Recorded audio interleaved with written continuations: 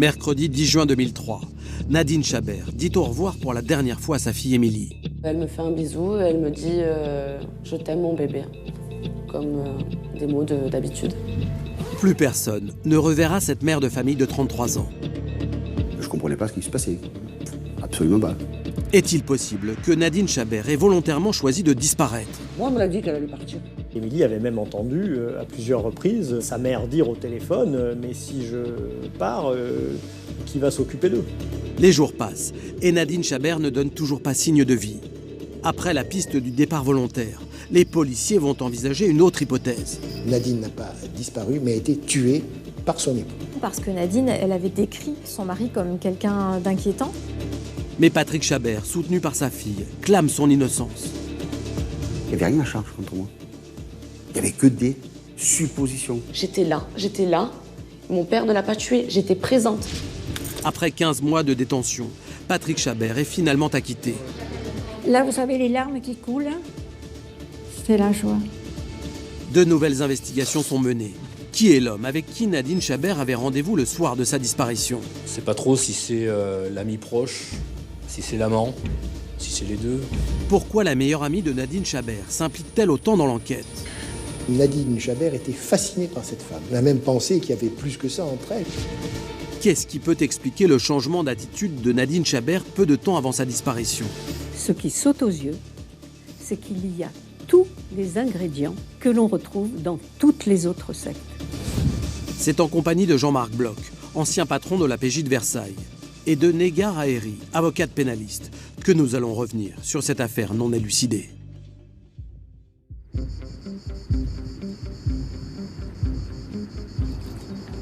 Mercredi 11 juin 2003. C'est une belle journée ensoleillée qui s'annonce à Fos-sur-Mer. Mais ce matin-là, le directeur d'une entreprise de formation professionnelle s'inquiète. Car Nadine Chabert, une de ses employées, n'est pas venue travailler. Vers 9h20, ma secrétaire est venue me le signaler. Donc, fort étonné, je lui ai dit tout simplement, écoutez, appelez-la et voyez ce qui se passe. Mais Nadine Chabert ne répond pas aux appels. Quand on est habitué à avoir quelqu'un qui fonctionne bien, qui est assidu et qui vous prévient en cas de petits problèmes du quotidien, on est en droit de s'étonner d'une absence et puis d'un téléphone qui reste muet. Philippe Bourcher demande alors à une de ses collègues de se rendre au domicile des Chabert. Donc elle y va et elle nous dit écoutez, la maison est fermée, les volets de même et sa voiture est devant. Voilà, donc ça ne répond pas, je n'en sais pas plus. Où est Nadine Chabert? Pourquoi cette mère de famille de 33 ans n'est-elle pas au travail? Alors je décide d'appeler le commissariat le plus proche.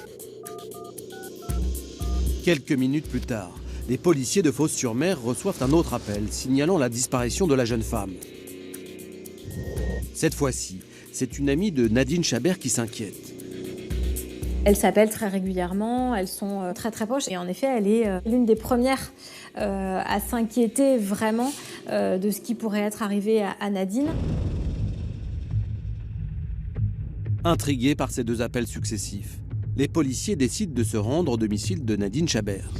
La maison, située dans un quartier résidentiel de Fos-sur-Mer, est une grande bâtisse construite sur une propriété familiale de plusieurs hectares. Il y a d'un côté la maison qu'occupe Nadine Chabert avec son mari Patrick et leur fille Émilie. Et puis pas très loin de là, la maison où vit Hélène Pérez, qui est la mère de Nadine Chabert.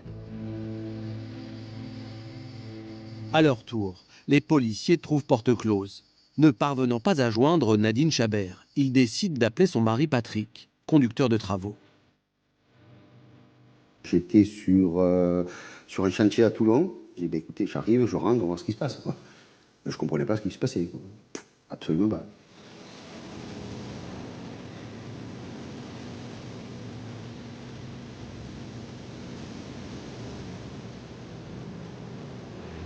Patrick Chabert est sidéré. Il explique aux policiers que sa femme est partie la veille, c'est-à-dire le mardi 10 juin à Paris, pour suivre un stage professionnel de quelques jours.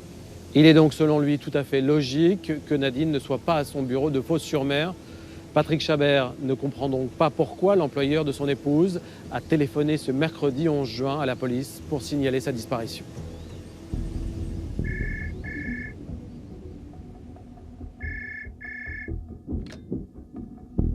Le mari m'a appelé en vociférant au téléphone.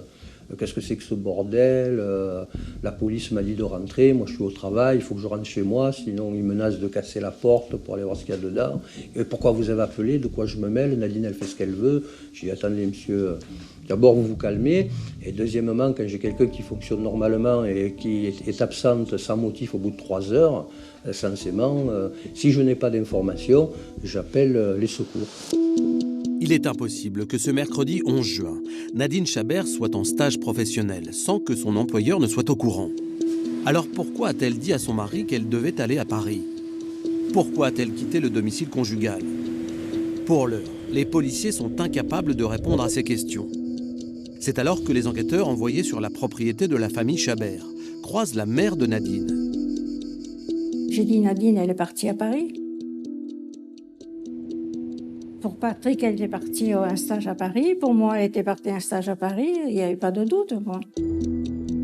La famille de Nadine Chabert ne semble donc pas inquiète. Mais la jeune femme reste injoignable. Les policiers décident alors d'ouvrir une enquête pour disparition inquiétante et demandent au mari de venir au plus vite répondre à leurs questions. Le lendemain, jeudi 12 juin, à 16h25, Patrick Chabert se présente au commissariat de Fos-sur-Mer. Ils me posent des questions, qu'est-ce que vous étiez, où est votre femme, etc. Je leur dis exactement ce qui s'est passé. Je leur dis, écoutez, moi, le 10 juin, je l'ai déposé sur sa demande, à un endroit bien précis, qui était au rond-point d'Intermarché. Patrick Chabert ajoute qu'il a déposé sa femme le mardi 10 juin sur ce rond-point vers 14h. Et il explique pourquoi. Il y a une de ses amies qui devait venir la chercher pour la déposer à la gare TGV d'Aix-en-Provence, gare TGV qui devait la conduire à la gare de Lyon à Paris. Cela fait maintenant 2 jours que Nadine a disparu. Patrick Chabert fait part de son incompréhension. Pourquoi sa femme lui aurait-elle menti? Il amorce alors devant les policiers un début d'explication à l'absence de son épouse. Il est vrai qu'une fois ou deux, elle m'avait dit qu'elle lâcherait tout pour faire sa vie.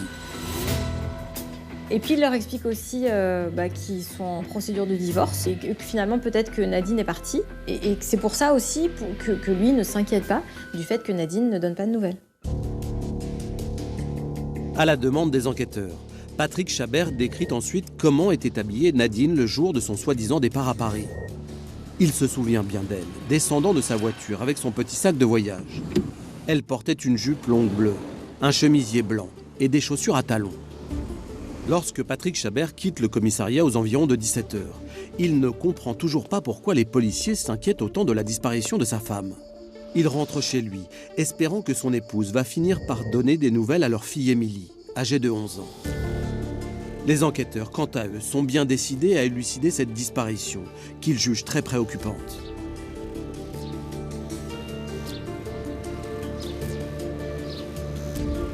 Jean-Marc, ce qui est extrêmement frappant dans ce début d'affaire, c'est qu'une enquête pour disparition inquiétante est ouverte, alors que Nadine Chabert est une femme de 33 ans et que sa famille, son mari comme sa mère, ne manifestent aucune inquiétude. Est-ce que vous trouvez qu'il est légitime que la police s'inquiète si vite de la disparition de Nadine Chabert? J'avoue que je suis un peu surpris. Il y a entre 40 et 50 000 disparitions signalées en France chaque année. Et parmi ces disparitions, il y a celles de mères de famille qui, pour une raison ou une autre, décident de couper les ponts, de changer de vie. C'est d'ailleurs cette hypothèse qu'envisage Patrick Chabert quand il fait sa première déposition au commissariat de Fos-sur-Mer. Ce qui pourrait expliquer que la police se mobilise aussi vite, c'est que cette disparition se situe dans un contexte de procédure de divorce. Cette procédure est-elle conflictuelle? C'est sans doute la question que se posent les enquêteurs et c'est la raison pour laquelle ils s'intéressent aussi vite à cette disparition. Patrick Chabert dit avoir déposé sa femme le mardi 10 juin sur un rond-point à la sortie de Fos-sur-Mer où cette dernière devait retrouver une amie pour rejoindre la gare d'Aix-en-Provence. Selon lui, Nadine partait à Paris pour suivre un stage professionnel qui devait commencer le mercredi 11 juin. Or, son employeur affirme que ce n'était pas le cas.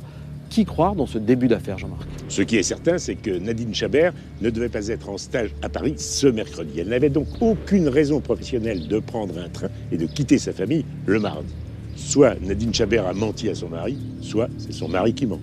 Dans cette dernière hypothèse, Jean-Marc, cela voudrait dire que Patrick Chabert a inventé cette histoire et qu'il cache quelque chose. Oui, mais à ce stade des investigations, il est trop tôt pour savoir qui a menti. Il est trop tôt pour savoir si Nadine Chabert est partie volontairement ou si au contraire il lui est arrivé quelque chose de grave. Pour les enquêteurs de Fos-sur-Mer, la priorité est maintenant d'établir le profil de la jeune femme disparue. Qui est Nadine Chabert? Quelle est sa vie? Répondre à ces questions permettra peut-être d'expliquer sa disparition. Alors Nadine Chabert, c'est une trentenaire qui est coquette, qui prend soin d'elle, qui est blonde avec les cheveux au carré, qui est souriante, voilà, qui est très jolie. Cela fait 12 ans que Nadine et Patrick Chabert sont mariés. On s'est rencontrés chez des amis, tranquillement. Bon, on a flirté, etc. C'est avéré qu'on devait se plaire puisqu'il s'est passé le mariage. Nadine Chabert est alors tout juste âgée de 20 ans. Son mari est de 6 ans son aîné. Elle s'est mariée très jeune, oui. Émilie est née de suite après. Une petite fille et un mariage qui font le bonheur de la maman de Nadine. Ils sont venus habiter avec moi. J'aurais donné le terrain, ils ont commencé à bâtir. Ils vont construire en fait leur maison. Patrick Chabert, qui est conducteur de travaux, va être très impliqué dans la construction de cette maison à laquelle il tient beaucoup et qui va abriter leur famille. Au début de son mariage, Nadine Chabert ne travaille pas et reste à la maison pour s'occuper d'Émilie. Elle adorait sa fille. Hein. Son mari, il partait en vacances. C'était une femme tout à fait normale. Hein. Peut-être avec du caractère, mais bon. C'était la famille parfaite, non, ça n'existe pas. Mais on était une famille avec beaucoup d'amour, beaucoup de simplicité. Et ouais, je pense que c'est les deux facteurs les plus importants, la simplicité et l'amour. Et c'est pour ça que j'ai eu une enfance magnifique. Émilie ayant grandi, Nadine Chabert décide de chercher du travail.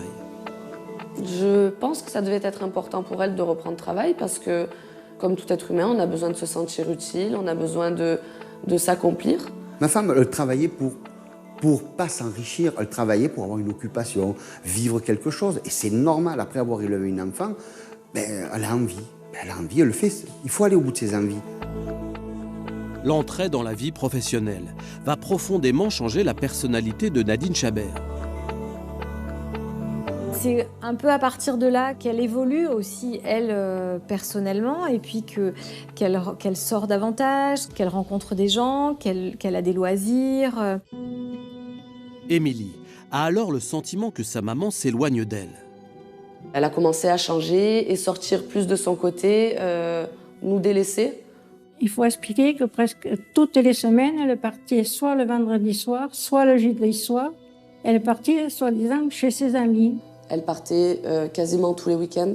Ça lui arrivait même de partir en semaine. Par moment, je n'étais même pas au courant. Laisser sa fille toute seule à la maison, le frigo vide, la gamine obligée d'aller chez sa grand-mère pour récupérer quelque chose pour manger ou manger chez sa grand-mère. Elle oubliait sa fille à l'école. C'est pas Nadine. Pour moi, c'était pas Nadine. Patrick Chabert ne comprend plus l'attitude de sa femme. Et un jour est arrivé, elle me dit, j'arrivais de Toulon, je pense, ou autre, et dans la cuisine, elle m'annonce, je veux divorcer. Je dis, attends, je comprends pas. Je t'aime pas, je t'ai jamais aimé, on reste bête. Donc, et après, vous êtes un peu sur le fait accompli, et vous êtes quand même intelligent un peu, vous n'avez pas envie de pourrir la vie des gens, quoi. S'il n'y a plus d'amour, plus rien, ça sert à rien de se battre. Pour le bien d'Émilie, les deux époux trouvent un terrain d'entente. Il est convenu que Nadine restera avec sa fille dans la maison familiale qui lui appartient.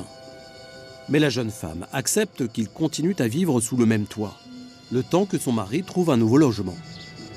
On peut habiter tranquillement à la maison, etc., sans aucun problème. Il n'y a pas eu une anicroche ni rien du tout. Rien. Voilà. J'ai vu qu'il faisait chambre à part parce qu'il ne s'en cachait pas. J'ai pas le souvenir de l'avoir mal vécu. Tout se passait très bien à la maison, Je ne les ai jamais vus se disputer. Malgré la procédure de divorce engagée, tout se passait très bien à la maison selon Émilie. Alors pourquoi sa maman a-t-elle disparu ?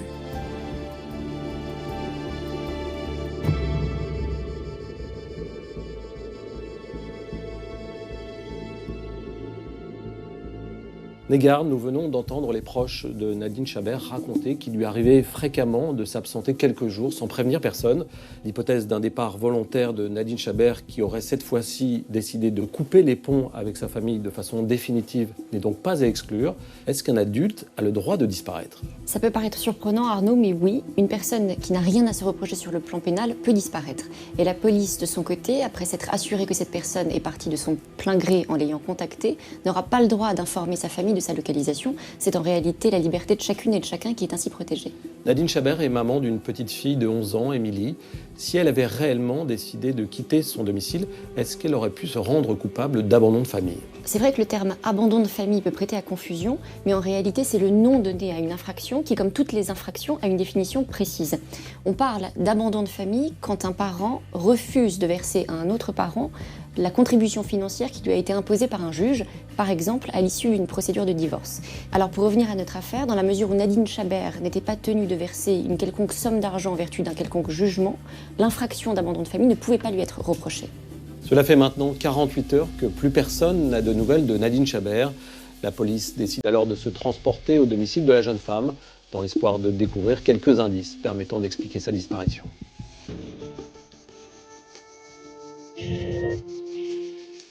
Patrick Chabert et sa belle-mère accompagnent les enquêteurs de pièce en pièce. Tout semble en ordre, jusqu'à ce qu'ils entrent dans la chambre de Nadine. Il n'y avait plus ses affaires. Il restait des vieux vêtements, mais sinon, tout ce qu'elle portait habituellement, il n'y avait plus rien. Ni chaussures, ni maquillage. Il manquait des sacs de voyage. C'est alors qu'Hélène Pérez livre aux policiers une information importante.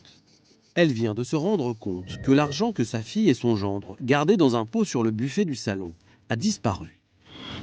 Il faisait une petite cagnotte certainement pour partir en congé ou pour leur acheter, je ne sais pas, quelque chose dans les maisons. Et là, cette cagnotte avait disparu. Il y avait dans ce pot près de 2000 €. Où est cet argent ? Est-il possible que ce soit Nadine qui l'ait pris avant de partir ? Après avoir inspecté la maison, la police décide de fouiller la voiture du couple. Et là, ils vont tomber sur une petite pochette dans laquelle ils mettent la main sur des documents un peu étranges, avec des petits dessins, des petits croquis, des suites de chiffres. Patrick Chabert reconnaît sur ces drôles de papier l'écriture de sa femme. Il y a aussi dans la sacoche un livre intitulé L'éveil et un message adressé à Nadine Chabert, signé d'une certaine Isa. Un message particulièrement intéressant, puisqu'il est écrit « Tu sais exactement où tu vas et pourquoi tu y vas. Bon voyage. » Ça me conforte dans l'idée qu'elle soit partie. C'est sûr que pour nous, c'est évident. Elle a pris ses affaires, elle en a eu marre, elle est partie. Après ces découvertes dans la maison et dans la voiture, les proches de Nadine Chabert sont plus que convaincus que la jeune femme a choisi de quitter sa famille. Émilie cherche à joindre sa maman. Quand Émilie m'a dit « Je peux prendre ton téléphone, papa ?» J'ai dit « Oui, appelle ta mère. » Elle prenait, elle appelait sa mère. Elle l'a appelée je ne sais combien de fois, on n'a pas eu de retour. Je l'appelais régulièrement, je laissais des messages vocaux, ma grand-mère, mon père aussi. Elle nous a quand même habitués des fois de partir sans donner de nouvelles en pleine semaine et de revenir quelques temps après. On avait l'espoir du jour au lendemain qu'elle arrive comme une fleur, comme si de rien n'était. Mais les enquêteurs ne partagent pas cet espoir. Ils sont convaincus qu'il est arrivé quelque chose de grave à Nadine Chabert. Tout est alors mis en place pour comprendre ce qu'il s'est passé.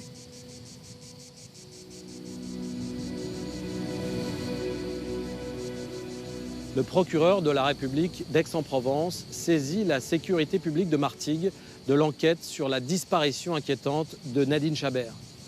Les policiers cherchent à savoir si un cadavre pouvant correspondre à la description de la jeune femme a été découvert. En vain. Des amis de la mère de famille sont entendus. Tous font part de leur inquiétude grandissante. Cela fait maintenant une semaine que plus personne n'a de nouvelles de Nadine Chabert. Les investigations se poursuivent. Le 17 juin 2003, soit 7 jours après la disparition de Nadine Chabert, les enquêteurs décident de se rendre dans les locaux où travaillait la jeune femme. En fouillant son bureau, ils découvrent son agenda qui révèle immédiatement des informations qui vont bouleverser l'enquête. À la date du mardi 10 juin, jour de sa disparition, la jeune femme a écrit divorce. Le 10 juin, Nadine et Patrick, ils avaient un rendez-vous. Ils avaient un rendez-vous l'après-midi à 15h. Ils étaient convoqués devant le juge aux affaires familiales du tribunal de grande instance d'Aix-en-Provence. C'était leur rendez-vous de conciliation pour leur divorce. Pourquoi Patrick Chabert n'a-t-il jamais parlé de ce rendez-vous aux policiers? Comment Nadine, qui était à l'origine de la procédure de divorce, a-t-elle pu rater cette convocation chez le juge? Elle attendait vraiment ce rendez-vous chez le juge pour le divorce parce que pour elle, c'était une nouvelle vie, c'était un nouveau départ et c'était quelque chose qu'elle attendait parce qu'elle avait enfin l'opportunité de vivre pour elle et elle l'avait dit. Les policiers commencent à douter du témoignage de Patrick Chabert. Ils ont maintenant du mal à croire que le mari a déposé sa femme au rond-point de Fos-sur-Mer, le mardi 10 juin, à l'heure où ils auraient dû rejoindre ensemble le palais de justice. Les enquêteurs continuent de feuilleter l'agenda de la jeune femme. Et il apparaît que contrairement à ce que prétend son mari depuis le début de l'affaire, Nadine ne devait pas partir à Paris le mardi 10 juin, mais le mercredi 11 juin, pour un début de stage, le jeudi 12. Elle avait des rendez-vous professionnels qui étaient calés le 11 au matin. Et l'après-midi, elle devait partir en stage à Paris, mais elle devait bien partir le 11 juin et pas le 10 juin. Alors pourquoi Nadine Chabert aurait-elle dit à son mari qu'elle partait le mardi 10 juin à Paris? La secrétaire de l'entreprise montre alors aux enquêteurs les recherches sur des horaires de train effectués par Nadine Chabert. Et c'est une nouvelle preuve que la jeune femme comptait bien partir à Paris le mercredi 11 juin.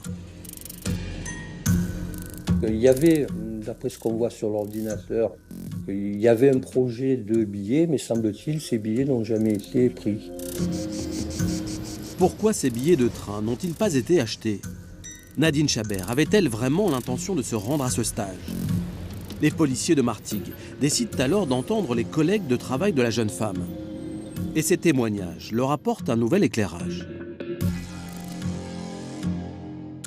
Le départ volontaire, c'est quand même pour beaucoup une hypothèse qui ne tient pas la route parce que beaucoup s'accordent à dire que Nadine elle ne serait pas partie sans sa fille.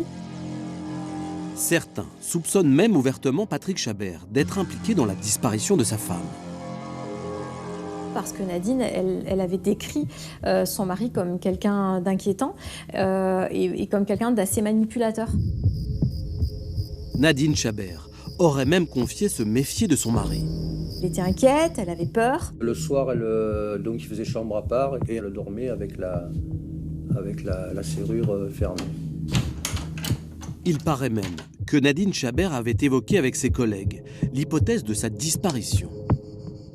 Alors ils sont inquiets dans le sens où elle leur aurait fait des confidences, notamment une très particulière qui dit que si un jour elle disparaît, il faudra s'inquiéter et voir le côté de son mari. Des témoignages qui choquent terriblement Émilie, la fille du couple. Je sais que mon père, il est incapable de faire du mal à une mouche. Et ça m'énerve.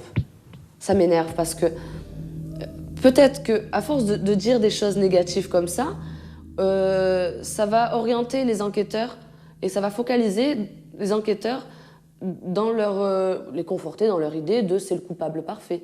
Et justement, ils vont se dire pourquoi chercher, puisque telle ou telle personne nous dit que Patrick est potentiellement dangereux. Effectivement, fort de ces témoignages, les enquêteurs privilégient désormais la piste du drame conjugal. Ils ne croient plus Patrick Chabert. Personne ne la revoit après son dépôt au rond-point Intermarché de Fos-sur-Mer. Donc lui dit je l'ai déposé là.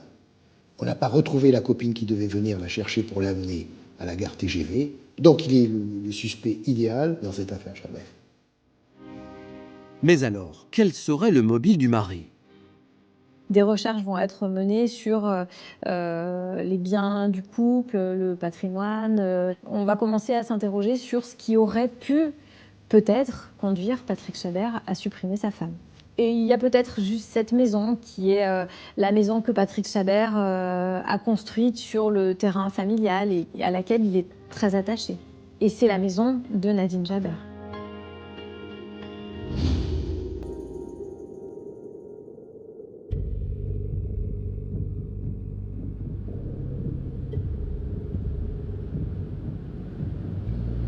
Patrick Chabert ne le sait pas encore, mais les policiers de Martigues le suspectent maintenant d'être impliqué dans la disparition de sa femme.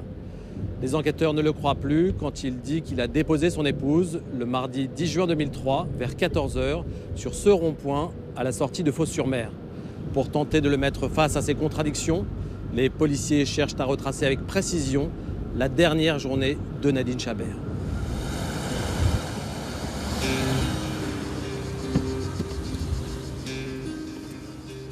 Le mardi 10 juin 2003, Nadine Chabert s'est rendue comme chaque matin à son travail. Elle est tout à fait normale, souriante, toujours dynamique. Le temps de terminer, de se préparer, donc elle nous a annoncé qu'elle se dépêchait, qu'elle avait rendez-vous donc sur Aix-en-Provence dans le cadre de sa conciliation pour sa demande de divorce. Et vers 12h30, elle a dit au revoir à ses collègues. Elle est partie en disant comme ça sera terminé, je n'en serai que mieux. Émilie Chabert se souvient très bien de cette journée. Le 10 juin, ça fait 16 ans, mais je me rappelle comme si c'était hier. Mon père ne travaillait pas parce que l'après-midi, il avait l'enterrement de sa grand-mère. Moi, je me suis levée tard. J'avais pas cours, il y avait des grèves de cours, des grèves à l'école. Vers midi, on a préparé la table avec mon père, il prépare à manger. On a attendu ma mère, elle était un petit peu en retard. Selon Patrick Chabert, Nadine est arrivée à leur domicile aux alentours de 13 h. Elle a été en ligne avec une de mes cousines. Elles ont parlé toutes les deux de l'enterrement. Et elle m'a dit, je te passe Patrick, justement. J'ai discuté avec ma cousine, elle passe Patrick, est-ce que tu pourras, nous, avec tes cousins, porter le cercueil? J'ai dit, oui, il n'y a pas de problème. Le couple déjeune alors en compagnie d'Émilie. On a mangé tous les trois ensemble devant la télé. Mon père est parti se préparer, moi j'étais avec eux aussi parce que je devais me préparer pour aller à l'équitation. Donc je les entendais parler de tout et de rien. J'entendais même ma mère se moquer de mon père parce qu'il ne savait pas comment s'habiller, parce que c'était la canicule. Mais on va quand même à l'église, on va quand même à l'enterrement, donc il faut quand même être apprêté. Vers 13h45, Émilie part chez sa grand-mère, qui doit l'emmener à son cours d'équitation. Émilie, elle est revenue à la maison parce qu'elle avait oublié ses chaussures de cheval. Elle a discuté avec sa mère, elle est partie. Nadine Chabert embrasse alors sa fille. Au moment où je pars, elle me fait un bisou, elle me dit « Je t'aime mon bébé », comme des mots d'habitude.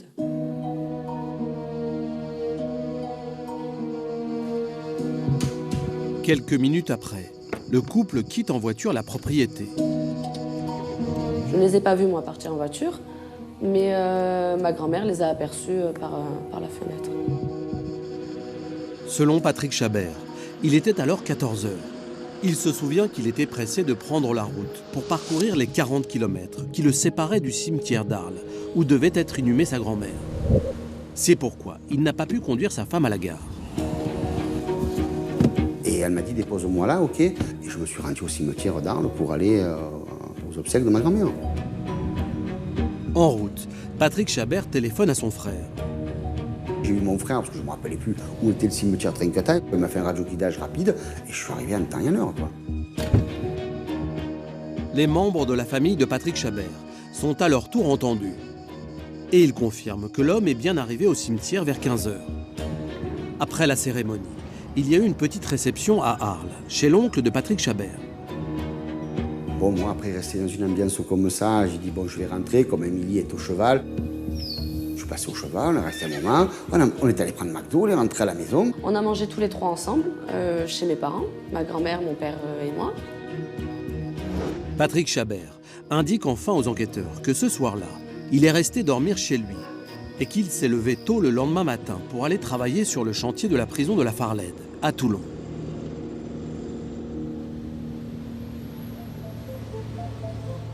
Les policiers vont alors étudier la téléphonie de Nadine et Patrick Chabert le jour de la disparition. Il apparaît que Nadine a bien reçu un appel de la cousine de son mari à 13h06, alors qu'elle rentrait déjeuner chez elle. Cela confirme pleinement les propos de Patrick Chabert. Ensuite, Nadine n'a plus eu aucune conversation téléphonique. Fait étrange, sa messagerie a été consultée à 19h06 et 22h29. Et son téléphone borne alors à Fos-sur-Mer. Le téléphone de Nadine Chabert, il est situé à proximité du domicile familial. Les policiers se penchent ensuite sur la téléphonie de Patrick Chabert. Et le 24 juillet 2003, soit 6 semaines après la disparition, ils font une découverte importante. Ils apprennent que le père de famille a tenté de joindre sa femme à 2h42, dans la nuit suivant la disparition de Nadine. Cet appel n'est pas passé depuis la maison à Fos, mais cet appel est passé depuis un hôtel dans la périphérie de Toulon. Pourquoi Patrick Chabert a-t-il dit qu'il avait dormi chez lui? Que faisait-il dans un hôtel situé à 110 km de Fos-sur-Mer? Les policiers sont maintenant convaincus que Patrick Chabert leur cache quelque chose.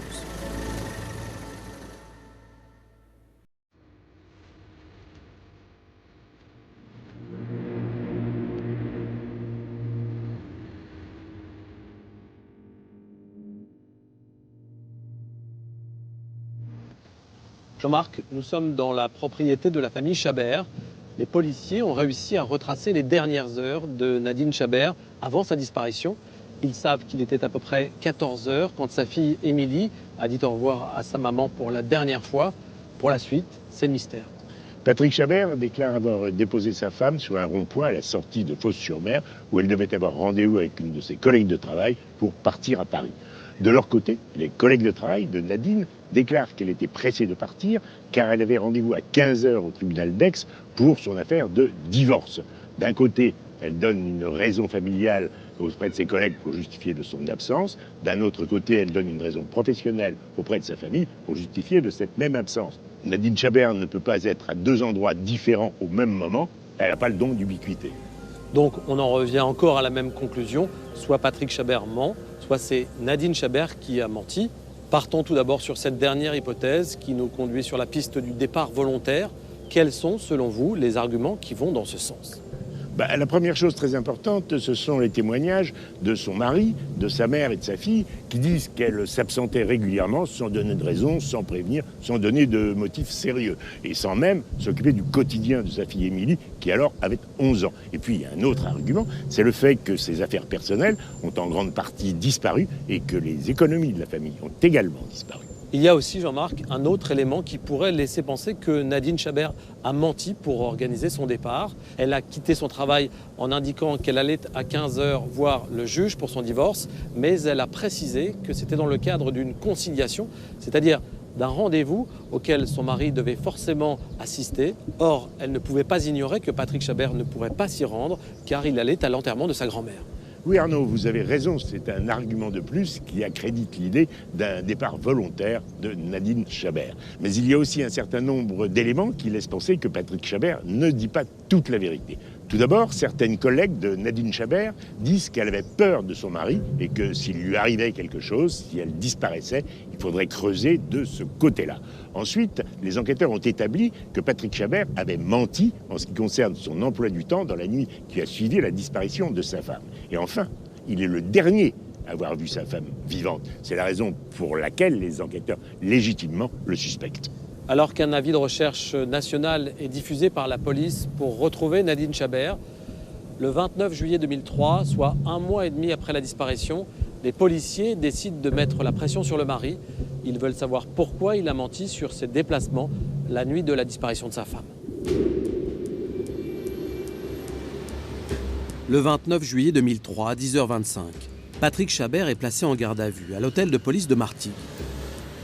Vous ne comprenez pas pourquoi vous êtes là, quoi. Une garde à vue, j'ai vu ça que dans les films, moi. On me garde à vue, donc mais vous êtes matraqué de questions. Vous avez le gentil et le méchant. Les enquêteurs veulent le mettre face à ses incohérences. Première question. Pourquoi la nuit du 10 au 11 juin, votre téléphone borne-t-il à la Garde, près de Toulon, alors que vous nous avez dit avoir passé la nuit chez vous? Réponse surprenante de Patrick Chabert. Je me souviens qu'en effet, j'ai dormi à l'hôtel Ibis de la Garde. Il leur explique qu'il avait oublié, mais qu'en fait, il devait rencontrer un fournisseur le lendemain matin. Les relevés d'appels téléphoniques de Patrick Chabert confirment qu'il a bien appelé l'hôtel pour réserver sa chambre depuis son domicile, à 23h01. Comment est-il possible que Patrick Chabert ait oublié qu'il avait passé cette nuit à l'hôtel? Quand vous venez d'enterrer votre grand-mère, d'accord, c'est quand même la maman de la mienne. Et ça vous déstabilise. Vous travaillez, vous avez l'enterrement, vous voyez quand même votre famille, votre maman qui pleure. Donc vous n'avez pas votre esprit à vous rappeler, etc., tous les détails qu'ils ont envie d'entendre. Pour vérifier les propos de Patrick Chabert, les enquêteurs appellent l'hôtel. La réceptionniste leur confirme qu'il est bien arrivé à 2h30 cette nuit-là, mais qu'il est parti le lendemain matin, sans prendre de petit déjeuner. Patrick Chabert n'a pas rencontré le fournisseur pour lequel il était parti passer la nuit à l'hôtel à Toulon. Les policiers demandent ensuite à Patrick Chabert pourquoi, selon lui, le téléphone de sa femme borne près de leur domicile le soir de sa disparition. Quelque chose qu'il ne comprend pas et il n'a pas d'explication à fournir à ce sujet. Alors que l'interrogatoire de Patrick Chabert se poursuit, la police demande à Hélène Pérez d'emmener Émilie au commissariat de Fos-sur-Mer. Elle me dit surtout, mamie, ne me laisse pas. J'ai dit non, je te laisse pas, je t'attends. Parce que bien sûr, elle est allée toute seule pour l'interrogatoire, une gamine de 11 ans. Et au bout d'un quart d'heure, 20 minutes, est arrivé le policier là, et il me dit, il faut que vous alliez au Martigues. Et j'ai dit, ma petite fille, elle me dit, oh, ne vous inquiétez pas, on la ramènera. Arrivée au commissariat de Martigues, Hélène Pérez est affolée de la tournure que prend son audition. On m'a accusée de suite d'avoir fait, entre guillemets, disparaître ma fille. Pour eux, les coupables, c'était Patrick et moi. On m'a dit, le mot vulgaire, la vieille, elle couche avec le jeune, vous voyez, dans des trucs comme ça, la police, hein. J'y ai eu droit. Mais la plus grande souffrance d'Hélène Pérez, c'est de savoir Émilie seule, face aux policiers. Ma petite fille, elle était toujours au commissariat à Fos. Et là, c'est terrible. Le ressentiment, ce que vous ressentez parce que vous pensez que votre petite fille est seule, vous n'avez rien fait, vous vous demandez pourquoi vous vous trouvez là. C'est terrible. Hélène Pérez et Émilie sont rapidement autorisées à rentrer chez elles. Patrick Chabert, quant à lui, est toujours face aux policiers. Cela fait plus de 24 heures qu'il est en garde à vue. Les enquêteurs veulent maintenant savoir pourquoi il ne leur a pas parlé du rendez-vous prévu l'après-midi du 10 juin pour le divorce. Patrick Chabert répond très simplement. Nadine ne m'en a pas parlé. Je savais que cette conciliation devait avoir lieu, mais j'ignorais sa date. J'ai appris que ce jour-là, il y avait la première conciliation, alors que je n'ai rien reçu à mon nom. Pourquoi le courrier, bon, je ne l'ai pas reçu. Certes, je n'étais pas à la maison, je ne pouvais pas gérer mon courrier. On avait le même avocat, le même conseil. Pourquoi il ne m'a pas appelé? Pourquoi il ne m'a pas appelé une seule fois? Donc je ne pouvais pas être au courant de quelque chose que j'ignorais complètement. S'il y a eu un courrier qui est arrivé pendant la semaine, il est possible qu'elle ait pu le cacher. Et en soi, ça ne me choque pas parce qu'elle nous cachait tout. Sa vie était devenue un mystère. Alors que Patrick Chabert est toujours en garde à vue, les policiers décident de perquisitionner sa voiture, garée sur le parking du commissariat. Dans le coffre, ils découvrent un cheveu et effectuent des prélèvements dans le véhicule. Ces éléments sont placés sous scellé et envoyés à l'Institut génétique de Nantes pour y être analysés. Sans éléments matériels et sans aveu, les policiers décident de mettre fin à la garde à vue de Patrick Chabert. L'homme rentre alors chez lui. Je l'ai vu rentrer mal en point, en train de pleurer, tomber par terre, en train de me dire « je te jure, j'ai pas tué ta mère, je te jure ». C'est là où je lui ai dit que je savais, qu'il avait juste à se relever, que je savais parce que j'étais là.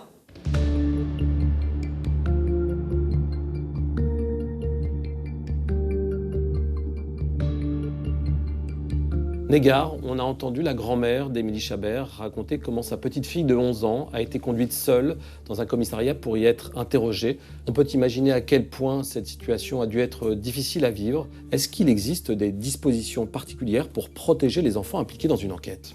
Oui, de manière générale, une place particulière est réservée aux mineurs selon son âge et sa qualité, victime, mise en cause ou témoin.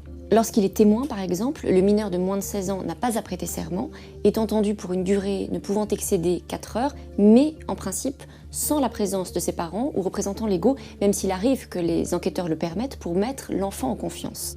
Pour revenir à notre affaire, c'est justement en qualité de témoin que la fille de Nadine Chabert a été entendue, mais c'est vrai que les enquêteurs se sont montrés assez inflexibles vis-à-vis d'elle puisqu'ils l'ont entendue seule, sans que personne ne l'accompagne. Lors de son interrogatoire, les policiers ont accusé Hélène Pérez, la belle-mère de Patrick Chabert, d'avoir couché avec son gendre et d'être impliquée dans la disparition de sa fille.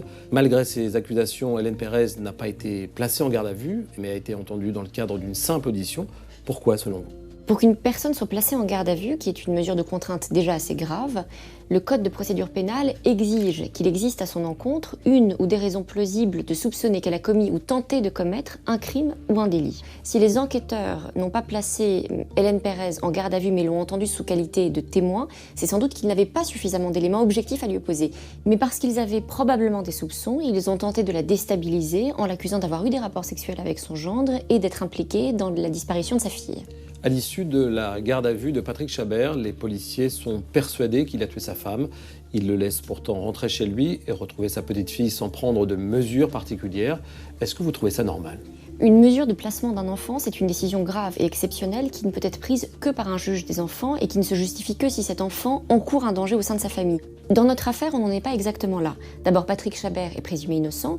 Ensuite, et même si ça peut paraître choquant, étant donné la nature des faits dans lesquels il est impliqué, rien n'indique que sa fille, elle, encourait un danger justifiant la saisine d'un juge des enfants. Convaincus de la culpabilité de Patrick Chabert, les policiers continuent leurs investigations et depuis le début de l'enquête, ils ont un soutien sans faille, celui de la meilleure amie de Nadine. C'est elle qui, dès le premier jour, avait appelé la police pour signaler sa disparition. Cette amie, que nous appellerons Nathalie, vit en Haute-Savoie. C'est un personnage qui prend beaucoup de place dans cette affaire. Elle prenait beaucoup de place visiblement dans la vie de Nadine, puisqu'elle se voyait et s'appelait très souvent, mais elle prend aussi beaucoup de place dans l'enquête et dans les investigations. De suite, elle est impliquée. De suite, elle a une conviction. Sa conviction, c'est celle que Nadine n'a pas disparu, mais a été tuée par son époux. Nathalie ne se contente pas de partager ses soupçons avec la police. Elle va intervenir, elle va diriger presque les enquêteurs en disant « Allez sur cette piste, regardez ci, faites ça », et les enquêteurs vont suivre. Ils vont même lancer des recherches en écoutant les soi-disant révélations d'un ami radiesthésiste de Nathalie, qui pense savoir où est le corps de Nadine Chabert. En vain. La meilleure amie ne cessera plus de s'investir activement dans l'enquête. Elle va faire son propre avis de recherche, elle va mener elle aussi ses recherches et elle va faire ça parallèlement aux recherches de la police. Elle est très très impliquée. Ces avis de recherche faits maison, Nathalie va les placarder avec ses amis, partout dans la ville. Plus encore que les enquêteurs, elle va jouer l'enquêtrice. Elle va faire une enquête de police, sans aucune espèce d'autorisation, une enquête privée. Quelques jours après la disparition de Nadine, Nathalie, accompagnée de quelques amis, va se rendre chez les Chabert pour fouiller la maison. Ils sont venus fouiller. Mon garage, ils sont rentrés dans le garage, c'est bon, ça s'est arrêté là. Je restais calme, mais ils sont arrivés, 1, 2, 3, 4, 5 personnes, il y avait devait avoir là. Je trouvais ça normal, c'est une violation de votre propre vie, quoi. Nathalie écrit et téléphone très souvent à Patrick Chabert. Cette personne a envoyé énormément de courriers. Mon père, ma grand-mère, On se des courriers de menaces en soi, avec des textes très durs, de la moquerie. Dans un de ses mails adressés à Patrick Chabert, Nathalie écrit par exemple « Une multitude d'œils se tourne vers toi et te regarde. Nous ne te lâcherons pas, je te le promets, pour et par Nadine. » Nathalie va même prendre l'initiative d'informer les instances de protection de l'enfance, persuadée d'avoir un rôle à jouer vis-à-vis d'Émilie. Elle a essayé de s'impliquer dans mon école. Elle est venue voir mon directeur. Elle a essayé, je pense que mon père perde la garde. Hein. On avait l'impression qu'elle voulait mettre le grappin sur ma petite fille après. Et qu'elle voulait venir gérer la maison. Une attitude qui révolte Émilie Chabert. Elle était contre nous. Elle s'est battue contre nous, à appeler la police, à harceler, à dire des mensonges, à faire des faux témoignages. Sincèrement, je ne comprends pas. Je pense que c'était une manipulatrice. La famille de Nadine Chabert regrette vivement que les deux femmes se soient rencontrées 3 ans avant la disparition. Car cette nouvelle amitié est vite devenue très envahissante. Nadine Chabert était fascinée par cette femme. Elle restait des heures au téléphone. On a même pensé qu'il y avait plus que ça entre elles.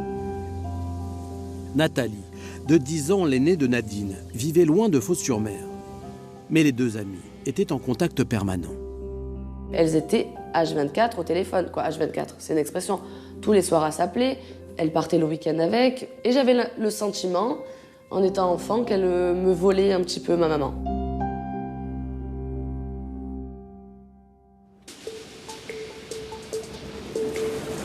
Les mois passent sans que la police ne parvienne à établir ce qui est arrivé à Nadine Chabert.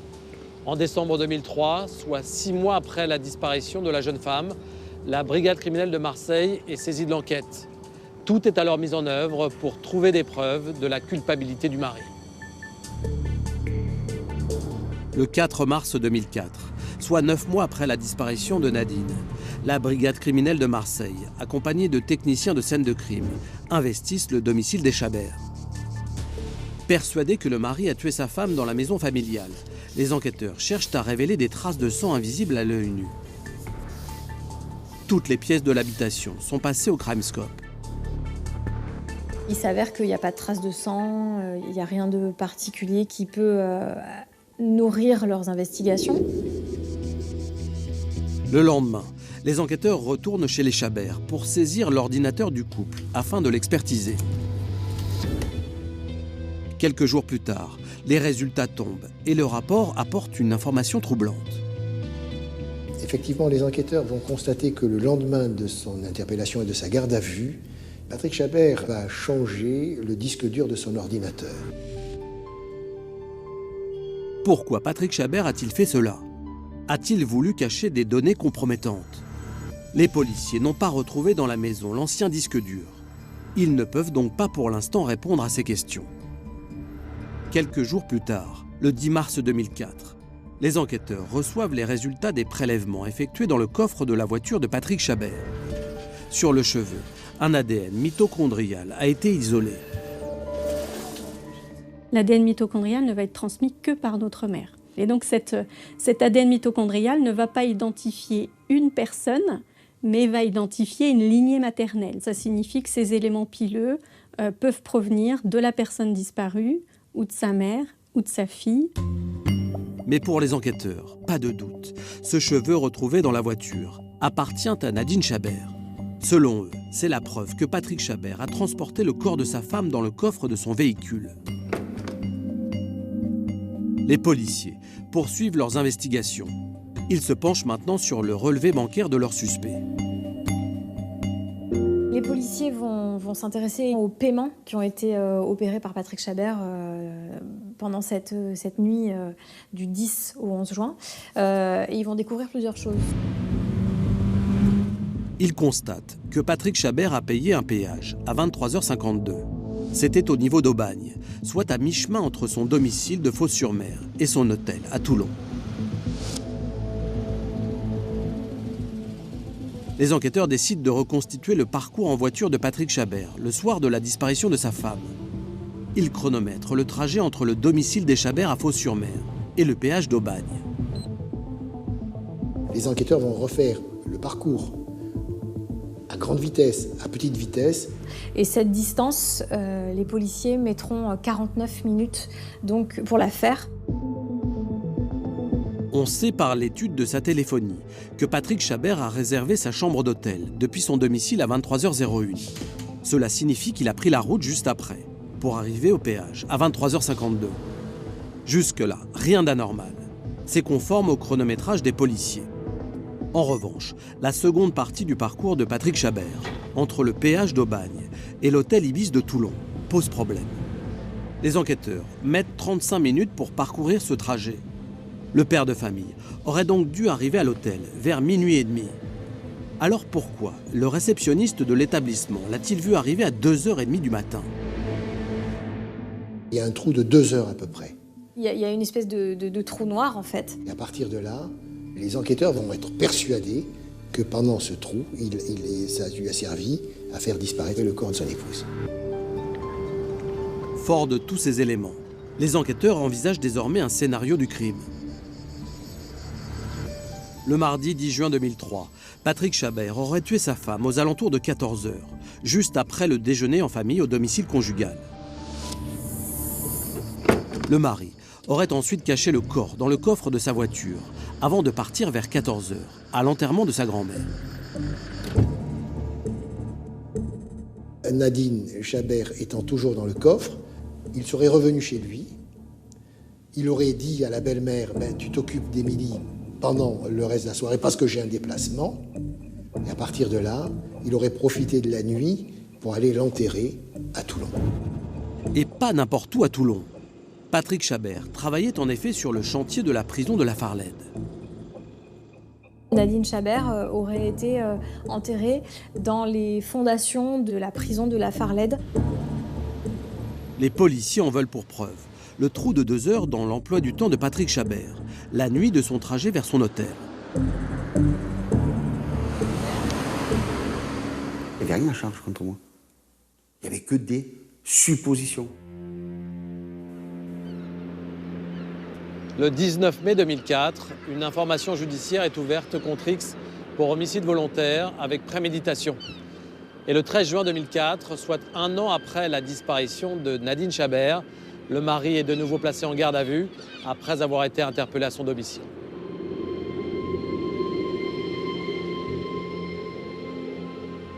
Je me rappelle, c'était un dimanche soir, on allait passer à table. Et ils sont arrivés à plusieurs voitures. J'avais un policier qui était immense comparé à moi, qui me faisait extrêmement peur, que dès que je voulais me relever, il m'appuyait sur l'épaule pour que je m'assoie. Et ils l'ont menotté devant moi et puis hop, il est parti comme ça un dimanche soir. Ça reste des images qui sont dans ma tête, qui sont choquantes. Ils m'ont embarqué, on est rentré dans la voiture de police, on m'a dit sur un ton un peu directionnel, « Allez Chabert, t'arrêtes ton cinéma, on sait où aller, on y va ». Les enquêteurs de la brigade criminelle de Marseille sont nerveux, car ils veulent à tout prix obtenir des aveux. Ils savent que cette seconde garde à vue ne pourra excéder 17h. Le temps presse. À 21h30, l'interrogatoire débute. Ils ne cherchent pas Nadine, ils cherchent à me faire avouer l'inavouable, ce qu'ils ont envie d'entendre, quoi. Rapidement, les policiers abattent leur carte maîtresse en révélant à Patrick Chabert leur chronométrage du trajet entre Fos-sur-Mer et l'hôtel de Toulon. Quand ils se sont aperçus à quelle heure je suis parti, à quelle heure je suis arrivé, là, ils se sont régalés, quoi. Ils se sont amusés. Qu'avez-vous fait pendant ce laps de temps de plus de 2 heures ? Demandent les enquêteurs. Patrick Chabert répond qu'il ne comprend pas, qu'il ne s'est pas arrêté. Les enquêteurs vont me dire on sentait qu'il était mûr et qu'il allait s'écrouler. Ils ont insisté. Patrick Chabert tient bon et explique alors pourquoi il n'est pas arrivé tout de suite à l'hôtel.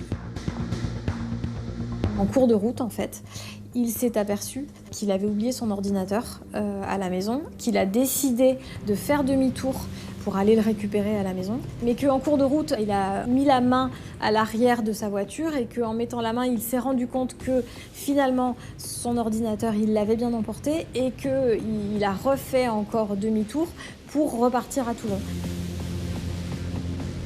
Mais pour les enquêteurs, Cet aller-retour dans la nuit pour récupérer son ordinateur est peu crédible. Je leur explique, il me dit c'est faux. Ce qui dessert Patrick Chabert, c'est les incohérences, les différentes versions, les retournements, les revirements qui sont les siens. Au bout de 15 heures de garde à vue, le 14 juin 2004, à 12h30, un an après la disparition de sa femme, Patrick Chabert est présenté au juge d'instruction. Il est alors mis en examen pour homicide volontaire, avec préméditation. C'est cruel. Parce que pour moi, il n'a rien fait. Et ça, je ne changerai jamais d'idée.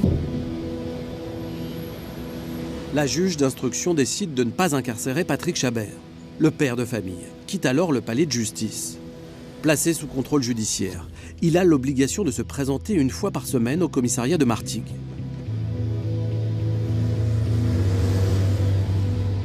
Je suis relâché dans la rue, et je prends un taxi et je règle le taxi une fois ici parce que j'ai rien sur moi. J'ai rien, quoi. Un chien, quoi. Si, un chien. Voilà ce que j'étais. J'étais devenu un chien, je me suis aperçu. Et je me suis dit, là, je vais morfler.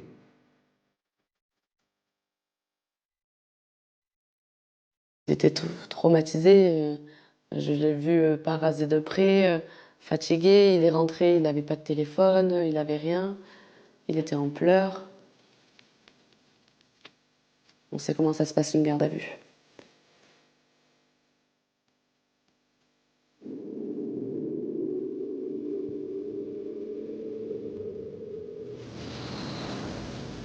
Jean-Marc, on voit bien que le déplacement de Patrick Chabert la nuit vers Toulon, déplacement dont il n'a pas parlé spontanément, est au cœur des accusations. Qu'est-ce que vous pensez des explications qu'a donné Patrick Chabert aux enquêteurs ? Le moins qu'on puisse dire, c'est que Patrick Chabert a du mal à convaincre les enquêteurs de la véracité de ses propos. La première chose, c'est que ce déplacement paraît effectivement bien étrange. Il paraît précipité, voire même improvisé. C'est à 23h01 que Patrick Chabert réserve une chambre dans cet hôtel. Et il prend aussitôt la route, sous prétexte d'y rencontrer le lendemain matin un de ses fournisseurs. Ce fournisseur, il ne le verra jamais. Il ne prendra même pas son petit déjeuner dans cet établissement. Alors, bien évidemment, ça éveille les soupçons des enquêteurs. Si on ajoute à ça un trou de 2 heures dans ce trajet vers l'hôtel, on peut comprendre que les policiers imaginent que ce déplacement n'a eu d'autre but que de faire disparaître le corps de sa femme. Pour les enquêteurs, Patrick Chabert a donc transporté le corps de sa femme dans sa voiture. Preuve en est le cheveu qui a été retrouvé dans son coffre. Non Arnaud, pour moi, ce cheveu ne représente pas une preuve. Non seulement, il n'est pas sûr qu'il appartienne à Nadine Chabert. Et quand bien même ce serait le cas, il aurait 1001 autres raisons de se trouver dans le coffre de cette voiture. Le vrai problème, c'est que le scénario du meurtre, tel qu'imaginé par les enquêteurs, ne repose sur aucun élément matériel. Ni au moment de la commission des faits, ni au moment du transport du corps, ni au moment de la dissimulation du corps. Dans ce dossier, il n'y a aucune preuve, il n'y a aucun témoin, il n'y a pas d'aveu et il n'y a pas de corps. Les années passent sans que de nouveaux éléments soient apportés au dossier. Et en 2010, soit 6 ans après la mise en examen de Patrick Chabert, la juge d'instruction décide de son renvoi devant la cour d'assises d'Aix-en-Provence. La circonstance aggravante de la préméditation est retirée de la qualification des faits. Patrick Chabert va comparaître pour le meurtre de sa femme. Il encourt alors 30 ans de réclusion criminelle.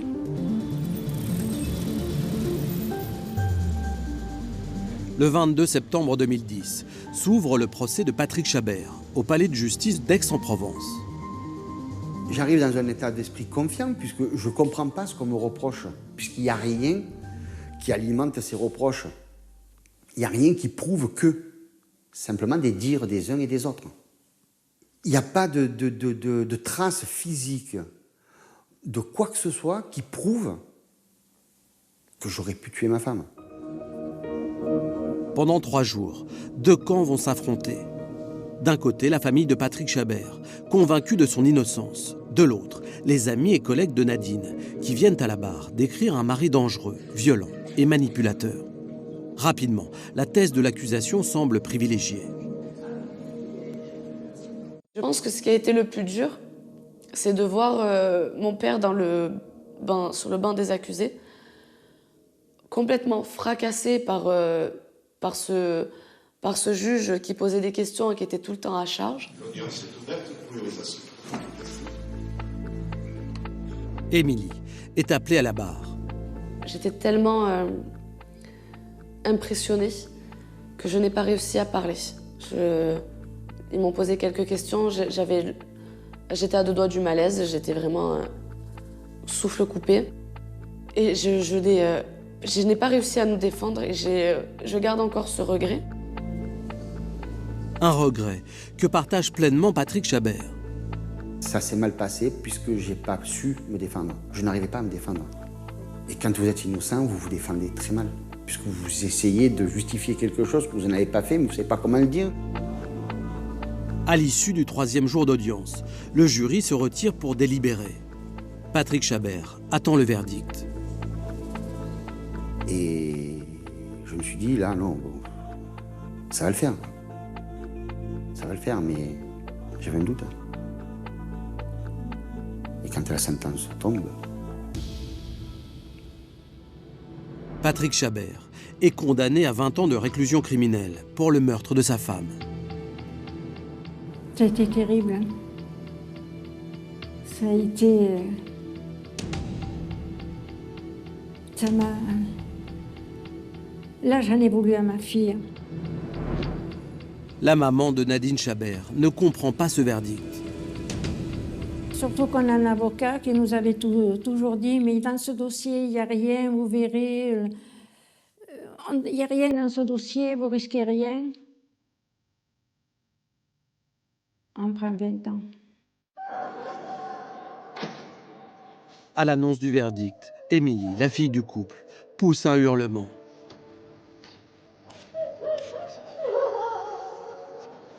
Je l'ai entendu, je l'entends encore. Ce cri d'Émilie, ça vous arrache l'âme. C'était terrible. Vous savez, un cri je ne sais pas vous dire. C'est plus que du désespoir, la détresse, je ne sais pas. Je ne trouve pas un mot assez fort pour décrire ce cri. J'y croyais pas en fait, je pleurais, je criais. Pour moi, c'était inconcevable qu'on me dise que mon père, il est condamné à 20 ans pour avoir tué ma mère, alors que je le répète, si j'avais eu le moindre doute sur mon père, je lui aurais fait vivre l'enfer. J'aurais été la première en train de faire en sorte qu'il coule. La colère d'Émilie est encore aujourd'hui intacte. La justice, au lieu de se dire « Mon Dieu, on va essayer de retrouver une femme, elle a disparu », ils nous ont anéantis. Ils nous ont mis plus bas que terre. Plus bas que terre. Ils nous ont tués. Patrick Chabert est conduit à la maison d'arrêt de Luynes. Je me dis, qu'est-ce que je fous là? Qu'est-ce que je fous? Après, je me suis dit, bon, qu'est-ce que je fous là? Il va falloir que je me batte maintenant, pour leur montrer qu'ils se sont tous plantés. Et je le prouverai, je sortirai. Patrick Chabert fait immédiatement appel de sa condamnation. Sa fille et sa belle-mère continuent de le soutenir. Ensemble, ils contactent l'association Action Justice qui se bat contre les erreurs judiciaires. Ils s'engagent alors dans un véritable combat pour pouvoir faire reconnaître l'innocence de Patrick Chabert lors de son second procès. Mon père ne doit pas être en prison. Ma mère, je ne sais pas où elle est. Je fais quoi? Je reste dans la passivité? J'attends? J'attends que les choses se passent? Non. On part en guerre, c'est notre vie qui est en jeu. Pour partir en guerre, Émilie, sa grand-mère et son père engagent de nouveaux avocats. On va se réunir régulièrement, on va aller sur le terrain pour arriver à démontrer que la thèse de l'accusation telle qu'elle nous l'a été assénée ne correspond pas du tout à la réalité de ce dossier. C'est Philippe Vénère, ancien commissaire, membre de l'association Action Justice, créée par Roland Agré, qui est chargé de mener cette contre-enquête. À la lecture de ce dossier, qu'est-ce que je constate? Il n'y a qu'une piste, c'est Chabert. On ne regarde rien d'autre. J'ai rarement vu une affaire criminelle traitée avec autant de légèreté. Première incohérence relevée par la contre-enquête, le scénario du crime envisagé par les enquêteurs. Patrick Chabert aurait tué sa femme chez lui juste après le déjeuner. Alors pourquoi la mère de Nadine, vivant dans la maison voisine, n'a rien entendu? Maître Liorent, le nouvel avocat de Patrick Chabert, se rend sur place pour étudier la configuration des lieux. On a fait des essais de bruitage, de bruit. Si quelqu'un crie, ça s'entend. J'aurais pu entendre puisque c'était le 10 juin, il faisait très chaud, tout était ouvert. C'est pour ça que je sais que Patrick n'a rien fait. Les enquêteurs sont persuadés que Patrick Chabert a ensuite transporté le corps de sa femme dans le coffre de sa voiture.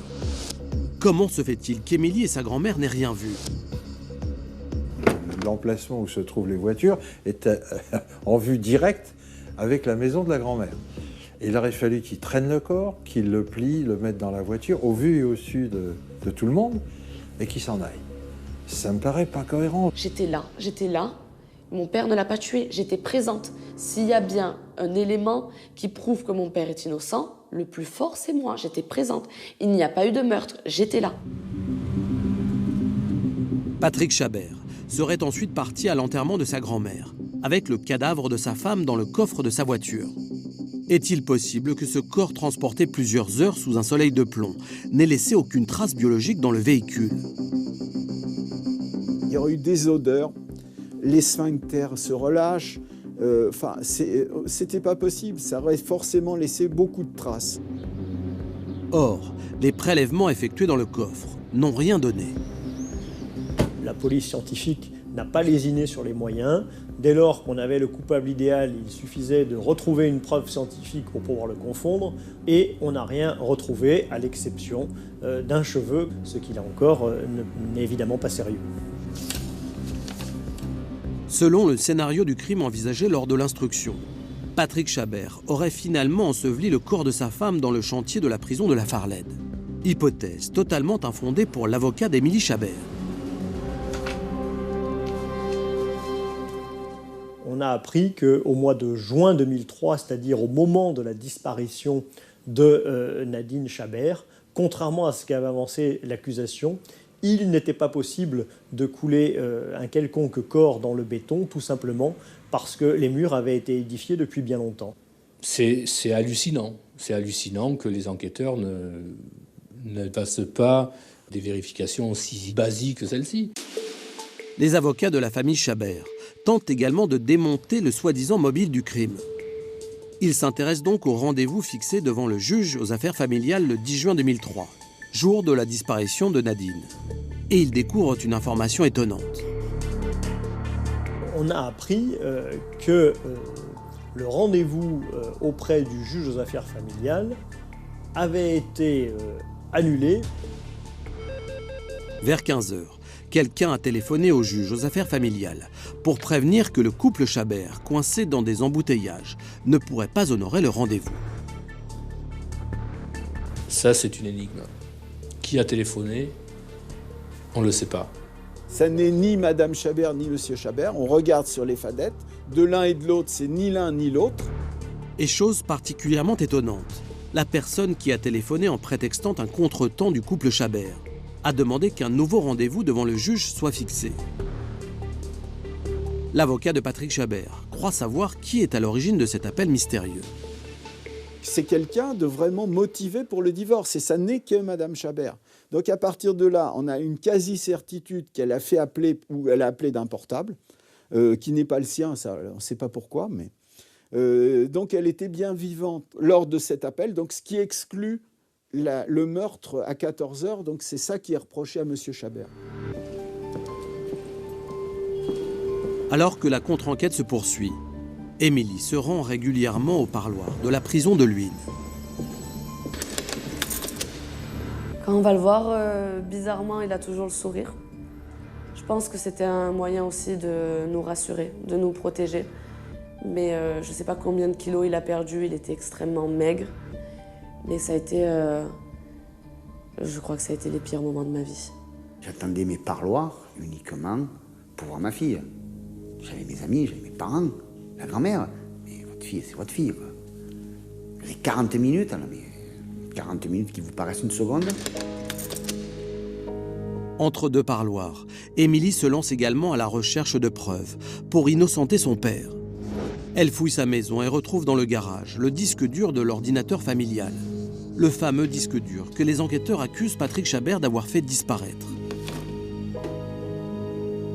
Il était dans le garage, dans sa boîte, il y avait le disque dur. Je suis tombée dessus directement. S'il avait voulu le cacher, je pense qu'il l'aurait pris, l'aurait jeté à la poubelle.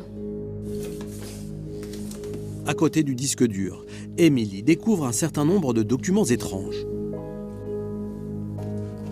J'ai retrouvé des écrits où ça parle de rites, ça parle de potions, ça parle de mise en condition, de purification. Et ce qui me fait extrêmement peur, c'est que dedans, il y a une méthodologie pour arriver à cette vie, cette consécration de la vie après la mort. Et non, ces écrits, moi, j'ai trouvé ça terrifiant. Ces éléments révèlent, je vais faire simple, hein, une nouvelle Nadine Chabert. Et si l'étude de ces écrits avait changé le cours de l'enquête? Dans cette procédure, rien, mais absolument rien, n'a été fait sur Nadine Chabert. Les enquêteurs sont incapables de vous dire qui elle était, comment elle a évolué. Pourtant, dès les premiers jours de l'enquête, des écrits et des dessins ésotériques, réalisés par Nadine Chabert, avaient été retrouvés dans le coffre de sa voiture. Je comprends bien que ces éléments n'intéressent pas l'accusation dans l'hypothèse où c'est la culpabilité de Patrick Chabert qu'il faut établir. Mais je pense que c'est pas la culpabilité de Patrick Chabert qu'il fallait établir, c'est les raisons de la disparition de Nadine Chabert. C'est totalement autre chose.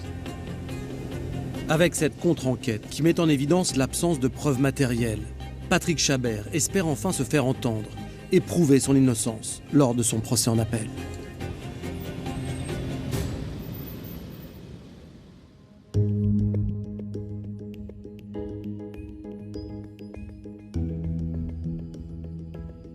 On a entendu Patrick Chabert exprimer son incapacité à démontrer son innocence lors de son premier procès. Ce qu'il dit est très intéressant. Je le cite, « Quand vous êtes innocent, vous vous défendez très mal puisque vous essayez de justifier quelque chose que vous n'avez pas fait. » N'égard, ce n'était pourtant pas à lui de prouver son innocence. Nous avons en effet, en droit pénal, un principe fondamental, la présomption d'innocence, d'où découle un autre principe, cette fois-ci procédural. C'est au ministère public de prouver la culpabilité de l'accusé. Pour revenir à notre affaire, Patrick Chabert a quand même raison, parce que malgré ce principe, et surtout quand on n'a pas d'alibi comme c'est son cas, il peut sembler de plus en plus difficile, voire impossible, de se défendre de quelque chose que l'on n'a pas commis, de tenter de prouver quelque chose de négatif, quelque chose qui n'existe pas. La mère de Nadine Chabert se souvient que l'avocat de son gendre leur avait assuré qu'il n'y avait rien dans le dossier et que Patrick Chabert serait acquitté. Est-ce qu'il vous est déjà arrivé de faire ce genre de prédiction à vos clients pour les rassurer? C'est toujours très délicat de faire des prédictions. On ne sait jamais ce qui peut se passer au cours d'une audience, précisément parce que la justice est humaine et qu'il y a toujours des considérations qu'on ignore. Par exemple, l'ambiance générale, l'attitude que l'accusé va finalement avoir, la personnalité du président de la cour d'assises ou encore la perception des jurés. Le mieux, je pense, c'est d'expliquer au client les forces et les faiblesses de son dossier, en fonction, lui donner un ordre d'idée de ce qu'il encourt, mais le préparer aussi. Et même si on est persuadé d'un acquittement, à une décision de culpabilité, parce qu'autrement, si les choses tournent mal, la surprise peut être terrible. Pour préparer son procès en appel, Patrick Chabert a contacté l'association Action Justice pour mener une contre-enquête. Est-ce que ça ne devrait pas être le rôle des avocats de la défense ? Alors, ce qui pousse Patrick Chabert à contacter cette association, c'est sans doute le sentiment que l'instruction ne se fait pas assez à décharge, et ça, surtout quand on clame son innocence, c'est quelque chose de terrible. Alors finalement, peu importe que ce soit objectivement justifié ou non, à partir du moment où Patrick Chabert ressent une forme de défiance vis-à-vis de l'institution judiciaire, et étant donné l'importance de la peine qu'il encourt, il n'est pas anormal qu'il ait tenté de trouver du soutien auprès de ce genre d'association. Le 12 septembre 2011, le procès en appel de Patrick Chabert s'ouvre devant la cour d'assises du Var à Draguignan. L'accusé, qui n'a jamais cessé de clamer son innocence, peut compter une nouvelle fois sur le soutien sans faille de sa fille et de sa belle-mère. Dès les premières heures du procès, la présidente de la cour d'assises annonce sa décision de prolonger de 2 jours la durée des débats. On se dit que finalement le dossier va être étudié en long, en large et en travers, qu'on va pouvoir s'exprimer. Je n'ai pas ménagé ma peine pour faire ressortir devant la cour d'assises d'appel toutes les lacunes, toutes les errances de la procédure, toutes les erreurs d'orientation. Mais les résultats de l'analyse du disque dur, retrouvés par Émilie, sont communiqués à la cour au milieu du procès. Et ils révèlent une information très grave. Sur son ordinateur, il a été découvert des recherches ayant trait à la décomposition du corps humain après la mort. Et évidemment, l'accusation y a vu, encore une fois, une preuve de culpabilité. Patrick Chabert doit alors s'expliquer. Selon lui, il a effectué ses recherches après le passage des amis de sa femme, venus à son domicile pour chercher Nadine. Quand vous avez, je ne vais pas citer les gens, qui viennent à la maison pour vous dire « T'as tué ta femme, on va chercher le corps, nous on sait où il est », des questions. J'ai dit « Mais oh, qu'est-ce qu'ils ont fait? Qu'est-ce qu'ils ont fait? Ils savent quelque chose que je ne sais pas. » Donc j'ai fait une recherche, mais comme ça, pour savoir ce qui pouvait arriver. Vous imaginez, s'ils avaient fait quelque chose, ces gens-là, balancer quelque chose, un corps, pour me faire porter le chapeau. Donc j'ai cherché à comprendre. Il a eu peur. Il a eu peur qu'on ait caché le corps chez lui. Bon. Chez quelqu'un qui est en proie à une accusation de gens qui lui disent « t'as tué ta femme », il perd les pédales, quoi.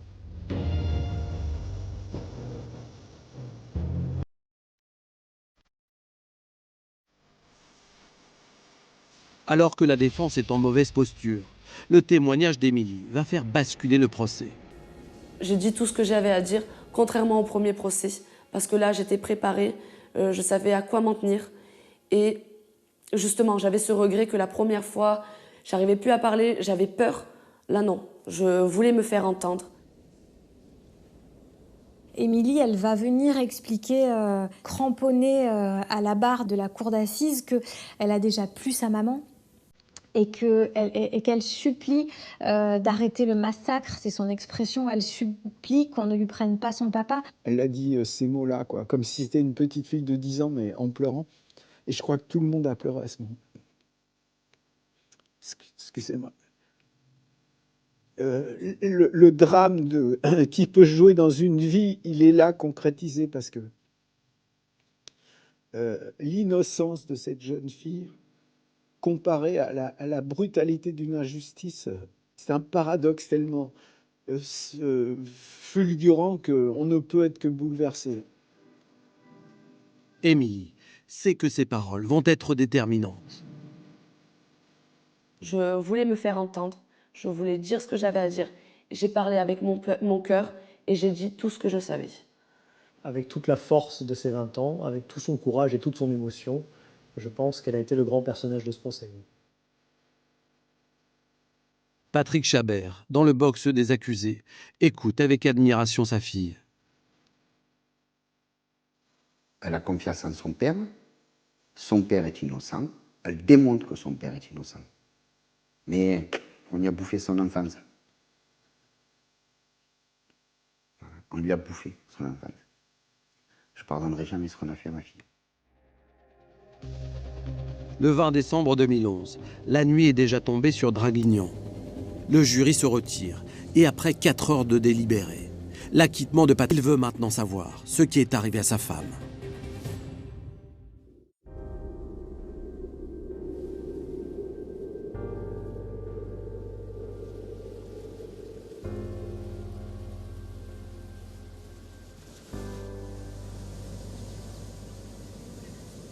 Jean-Marc, 8 ans et demi après la disparition de sa femme, Patrick Chabert est acquitté.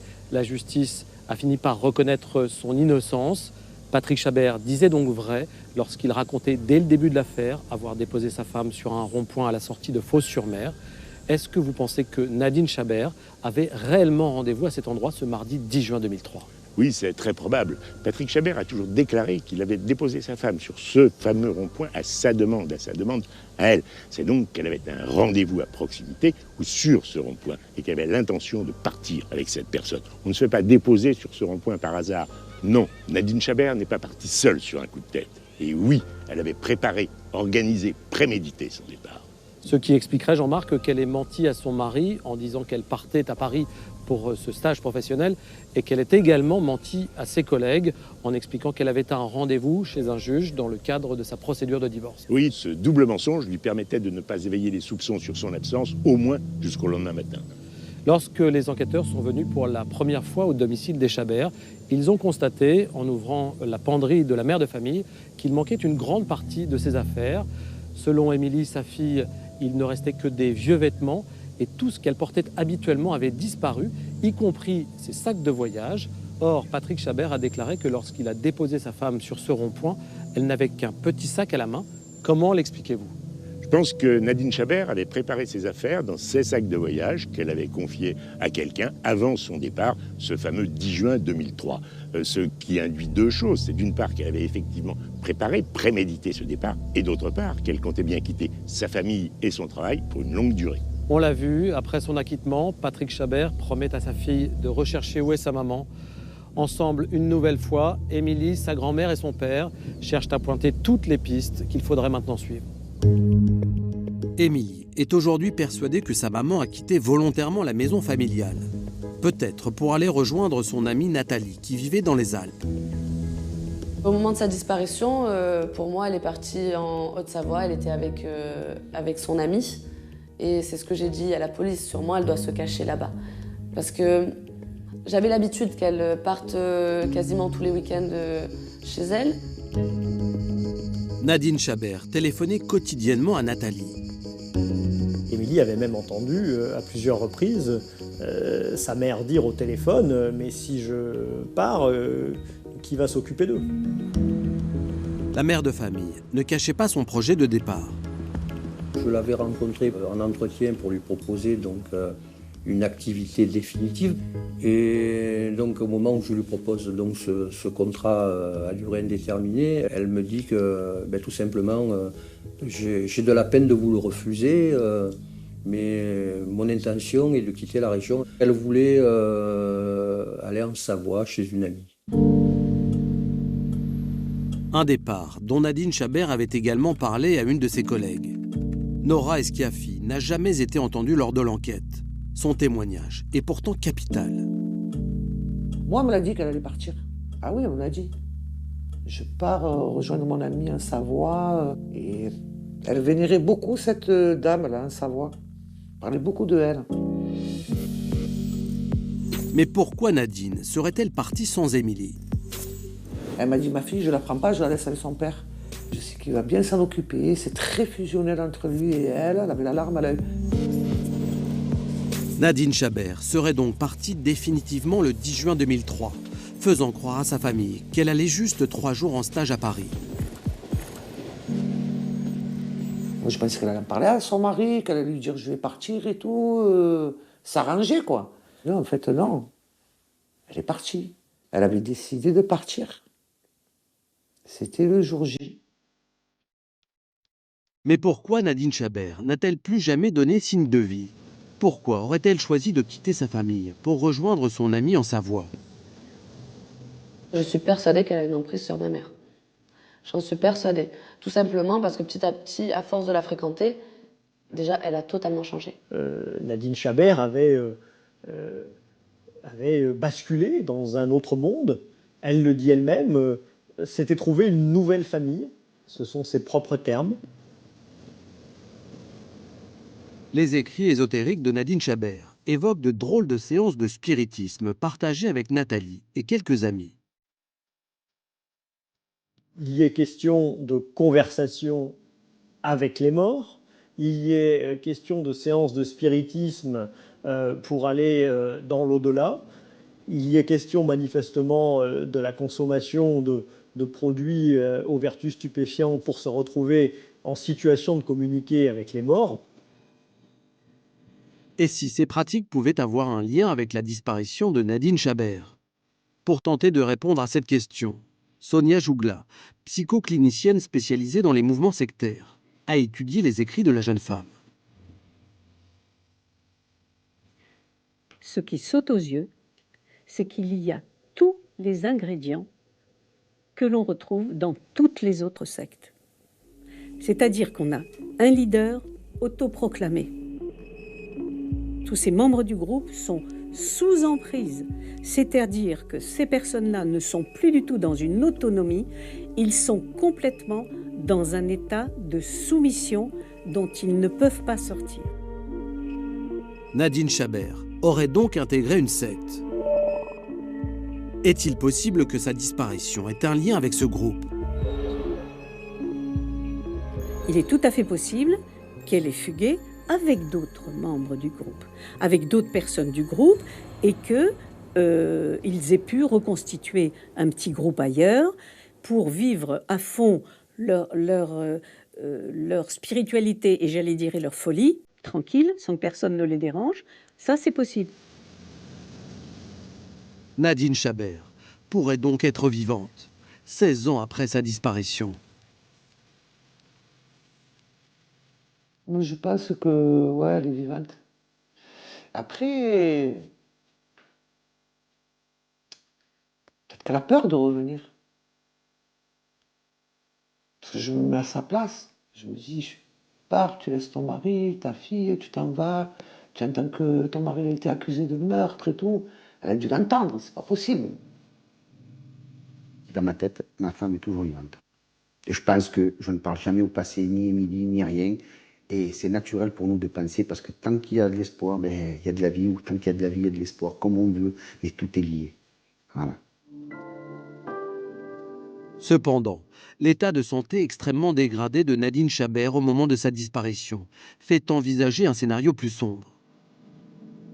Moi, je m'étais aperçue qu'elle avait énormément maigri. Elle ne mangeait plus, quoi, ou très très peu. La semaine précédant sa disparition, la jeune femme n'avait pas eu la force d'aller travailler. Oui, elle avait été en arrêt maladie parce qu'elle était très très fatiguée. Non, mais elle était vraiment usée. Interrogé par les avocats de la famille Chabert, le médecin de Nadine confirme que sa patiente était en très mauvaise santé. Nadine Chabert avait une tension artérielle extrêmement basse, aux alentours de 7, je crois, qui, pour la plupart des médecins, si cette tension demeure un certain temps, met les jours en danger du patient. Et c'est à cette époque que Nadine participait à des séances de spiritisme, en consommant parfois des stupéfiants. À mon sens, il y a dû avoir, j'allais presque dire, la séance de trop, ou la prise de stupéfiants de trop. C'est-à-dire qu'on n'est pas sur une overdose, mais on est sur une défaillance cardiaque. Pour moi, l'hypothèse, elle est plus là. On n'est pas sur un meurtre. On est sur un accident médical. Pour Émilie, les membres du nouveau groupe d'amis de sa mère ont peut-être des informations importantes à donner. Je ne dis absolument pas qu'ils sont responsables de la disparition de ma mère, dans le sens où ils lui ont fait du mal, ils l'ont fait disparaître. Je ne me permettrai pas. Mais je pense qu'ils ont la clé. Et que si, un jour, ils se mettent à parler, peut-être qu'on saura la vérité.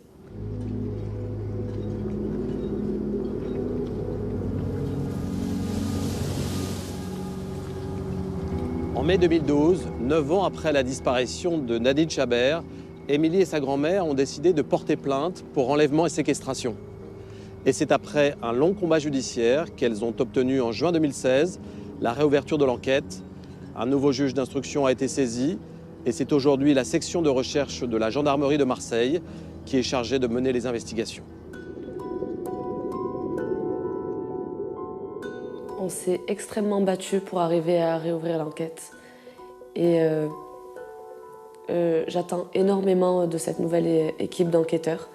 J'espère qu'ils pourront nous amener à quelque chose et je pense qu'ils nous le doivent. Émilie exige qu'on réponde enfin à ces questions. Est-ce qu'elle est partie d'elle-même? Est-ce qu'elle a voulu refaire sa vie? Dans ce cas-là, je l'accepterai, c'est son choix. Est-ce qu'on lui a fait du mal? Dans ce cas-là, je ne l'accepterai pas. Et je me battrai jusqu'à la fin de mes jours si on lui a fait du mal pour lui rendre justice. Alors, qui aurait pu faire du mal à Nadine Chabert? Il y a dans le dossier une piste qui n'a sans doute pas été suffisamment explorée, celle d'un ami très proche de la jeune femme. Il y a dans l'environnement, dans l'entourage de Nadine, un personnage un peu singulier, un peu surprenant, un peu particulier. On ne sait pas trop si c'est l'ami proche, si c'est l'amant, si c'est les deux. C'était un ami de la famille à la base. Mais les derniers temps, il était surtout très proche de ma mère. Il était régulièrement à la maison. Il était jusqu'à très tard le soir, parce que notre voisin le voyait, donc ça pouvait être jusqu'à 3h, 4h du matin. Cet homme a été appelé à témoigner lors du premier procès de Patrick Chabert. Et quand ce témoin a témoigné, nous avons senti qu'il était totalement amoureux de Nadine Chabert. À la barre du tribunal, l'homme a raconté qu'il avait rendez-vous avec Nadine Chabert le soir de sa disparition. Il devait la retrouver à Martigues pour aller au théâtre. Alors est-il possible que la jeune femme ait menti à son mari en disant qu'elle allait en stage à Paris pour pouvoir retrouver son amant dans la soirée? Et si le rendez-vous ce soir-là au théâtre avait mal tourné? Peut-être qu'il aurait voulu aller un peu plus loin. Et qui nous dit que cet homme-là, déçu, fou amoureux, disant puisque ça va pas, je la fais disparaître, qui peut le savoir? Ça n'a pas été exploité, cette piste-là. La famille de Nadine Chabert se bat aujourd'hui pour que toutes les investigations soient faites, pour que les enquêteurs envisagent enfin toutes les pistes possibles. Elle se raccroche à l'espoir que nous, avocats, avons, en se disant que finalement, la justice est capable de tout, y compris de nous proposer la vérité.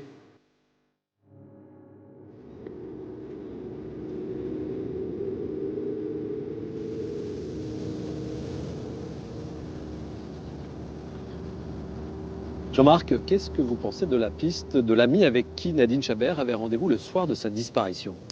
Je pense que Nadine Chabert n'a jamais rejoint cet homme et qu'elle n'est jamais allée au théâtre. Nous l'avons vu, Arnaud. Elle a préparé son départ en montant de deux manières, d'une manière à sa famille, d'une autre manière à son entourage professionnel, pour que personne ne s'inquiète de son absence. Ce n'est certainement pas pour se rendre à quelques kilomètres de chez elle, le soir même, dans un lieu public. On a entendu l'ancien commissaire Philippe Benner, celui qui a mené la contre-enquête, évoquer l'hypothèse d'une crise cardiaque. Alors, il est établi que Nadine Chabert consommait parfois des stupéfiants et qu'elle avait été en arrêt maladie la semaine précédant sa disparition, car elle était extrêmement faible. Pensez-vous qu'il soit arrivé quelque chose de grave à Nadine Chabert? Si Nadine Chabert était morte d'un infarctus dans un lieu public, il est évident que son corps aurait été découvert et que sa famille aurait été prévenue. Mais dans un lieu privé, dans un lieu fermé, dans un lieu isolé, où les personnes peuvent être liées par un pacte, il est évident qu'une telle mort peut rester secrète et le corps peut être dissimulé. Alors attention Arnaud, ce n'est qu'une hypothèse, c'est une grave accusation, mais qui ne repose sur aucun élément. La dernière hypothèse, Jean-Marc, celle à laquelle croit sa famille, c'est que Nadine Chabert est toujours en vie et qu'elle est sous l'emprise d'une secte. C'est vrai qu'au moment de sa disparition, le profil psychologique de Nadine Chabert correspondait à ceux des victimes de sectes. Certains de ces mouvements peuvent vivre en autarcie, en France ou ailleurs. Il est tout à fait possible que Nadine Chabert ait choisi de vivre en s'isolant du monde, en se coupant du monde. Mais attention, je ne dis pas qu'elle est séquestrée physiquement, elle est simplement dépendante psychologiquement de ce type d'organisation. Et si un jour elle arrive à rompre le lien psychologique qui la lie à cette secte, elle peut réapparaître même 16 ans après.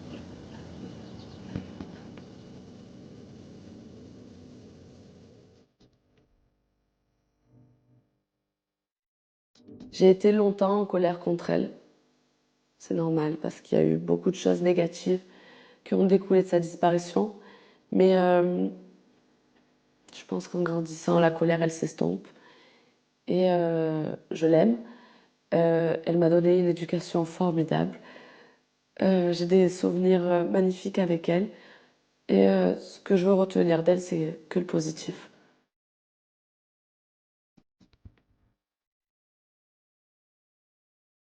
Je n'en voudrais jamais, ma femme. Je n'en voudrais jamais. Le seul reproche que j'y ferais, c'est pourquoi tu n'as pas appelé ta fille.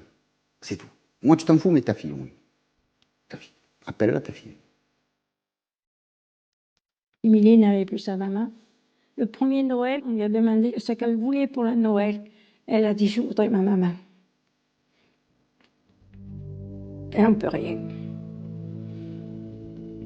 On n'y peut rien.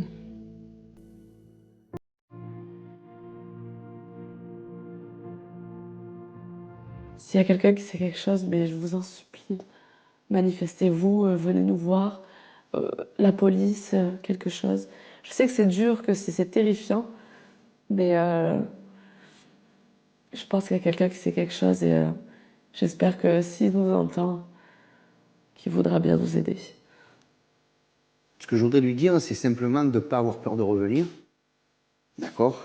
Le numéro de ta mère, il n'a pas changé, Nadine. C'est toujours le même. Celui que tu avais quand tu étais jeune, et c'est le sur lequel je t'appelais. Il n'a surtout pas changé. Alors appelle, s'il te plaît. Fais-le pas pour moi, pour ta fille. Si tu veux pas le faire pour ta mère, au moins pour ta fille. Ta fille, elle est magnifique, elle a 27 ans.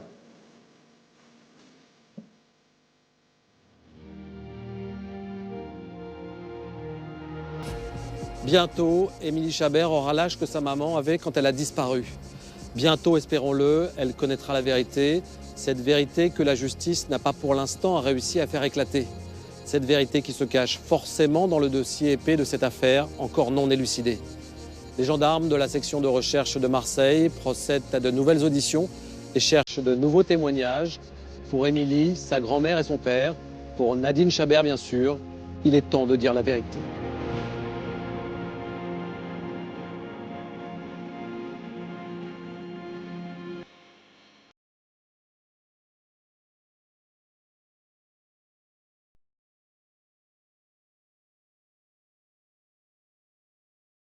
Entre 1978 et 1995, les États-Unis sont confrontés à l'une des plus longues et des plus déroutantes enquêtes criminelles de leur histoire moderne.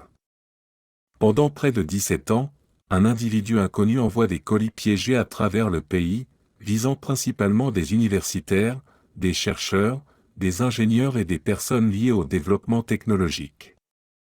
Les attaques semblent parfois aléatoires, mais les enquêteurs comprennent progressivement qu'elles suivent une logique idéologique bien précise. L'auteur de ces attentats reçoit un surnom créé par les enquêteurs, Unabomber, dérivé d'une désignation interne utilisée par le FBI. Pendant des années, son identité demeure inconnue.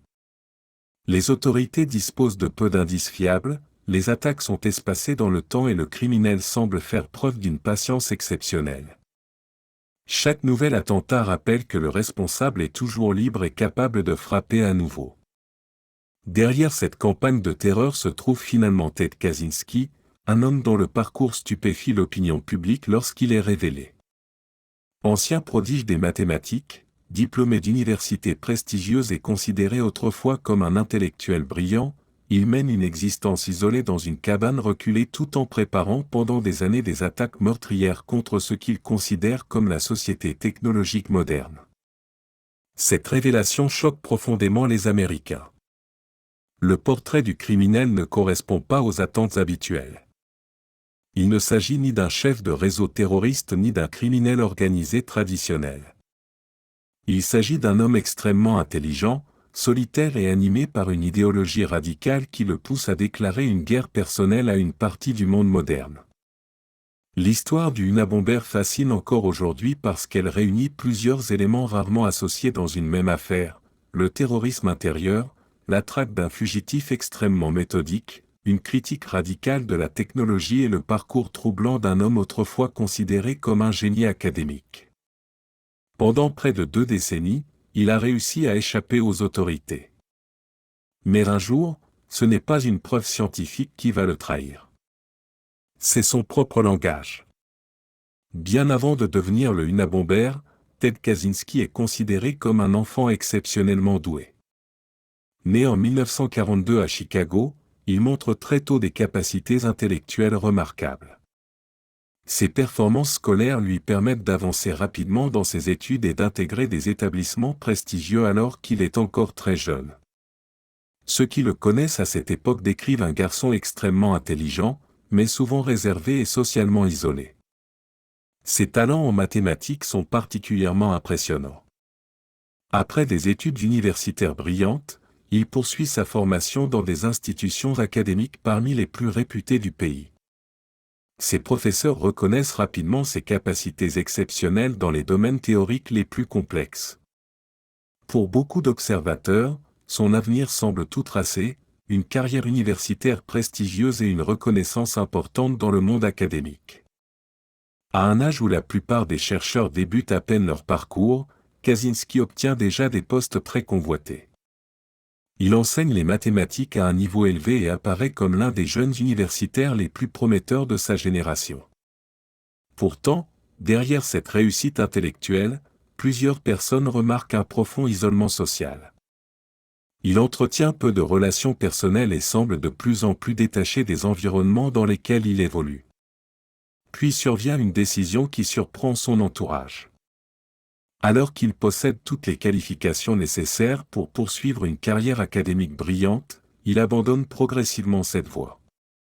Il se retire du monde universitaire et s'éloigne de la société moderne. Cette rupture marque un tournant fondamental dans son existence. Au fil des années, Kaczynski développe une vision de plus en plus hostile envers l'industrialisation, la technologie et les structures qu'il estime responsables de la perte de liberté individuelle. Il finit par s'installer dans une cabane rudimentaire au cœur d'une région isolée du Montana, loin des grandes villes et des institutions qui le rejettent désormais.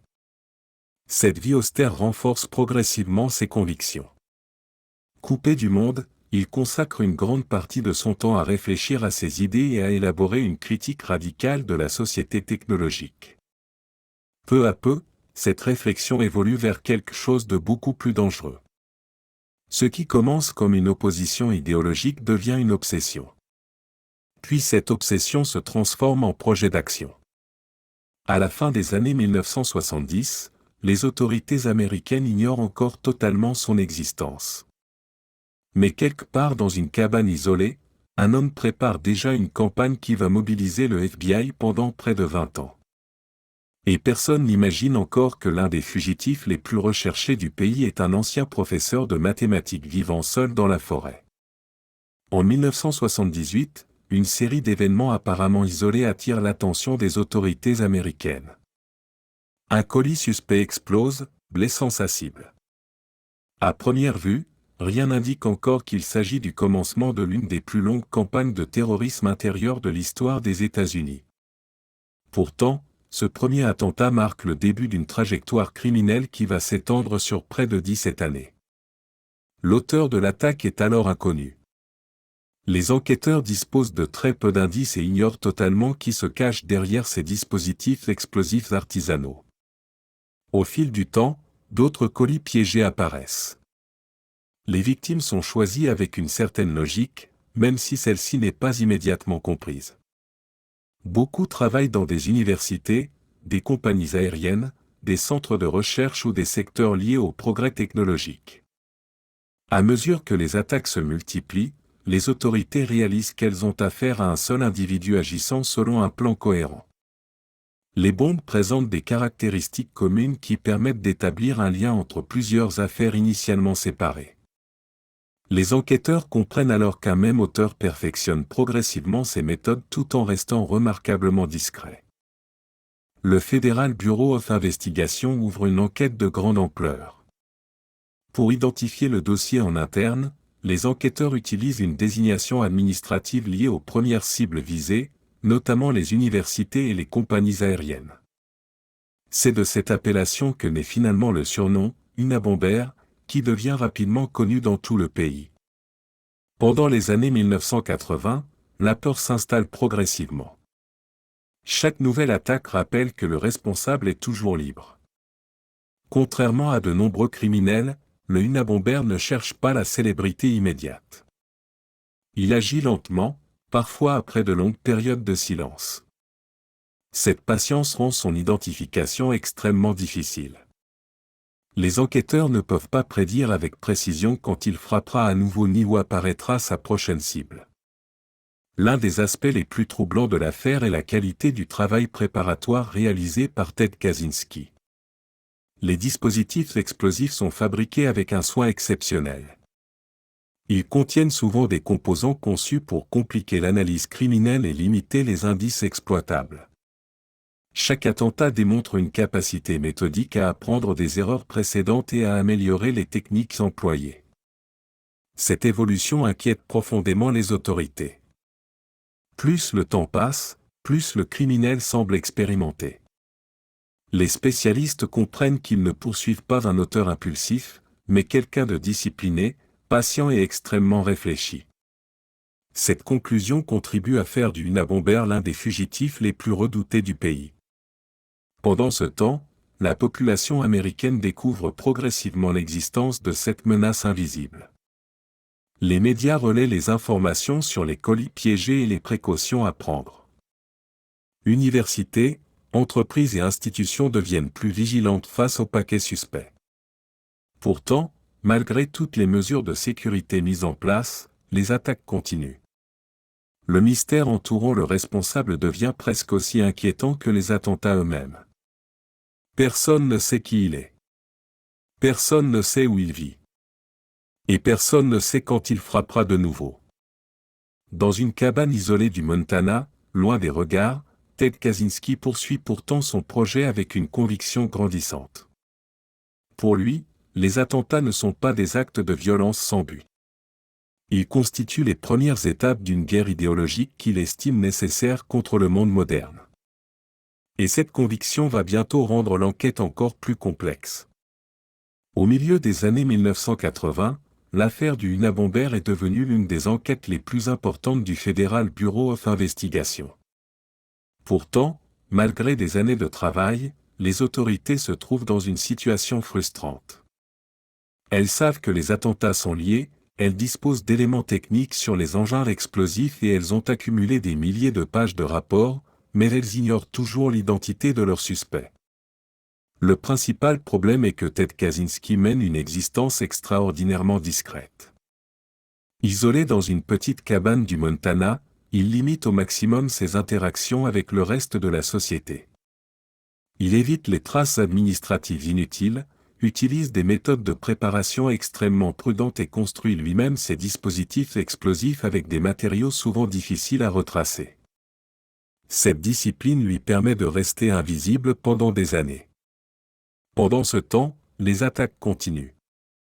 Certaines provoquent des blessures graves, d'autres entraînent des décès.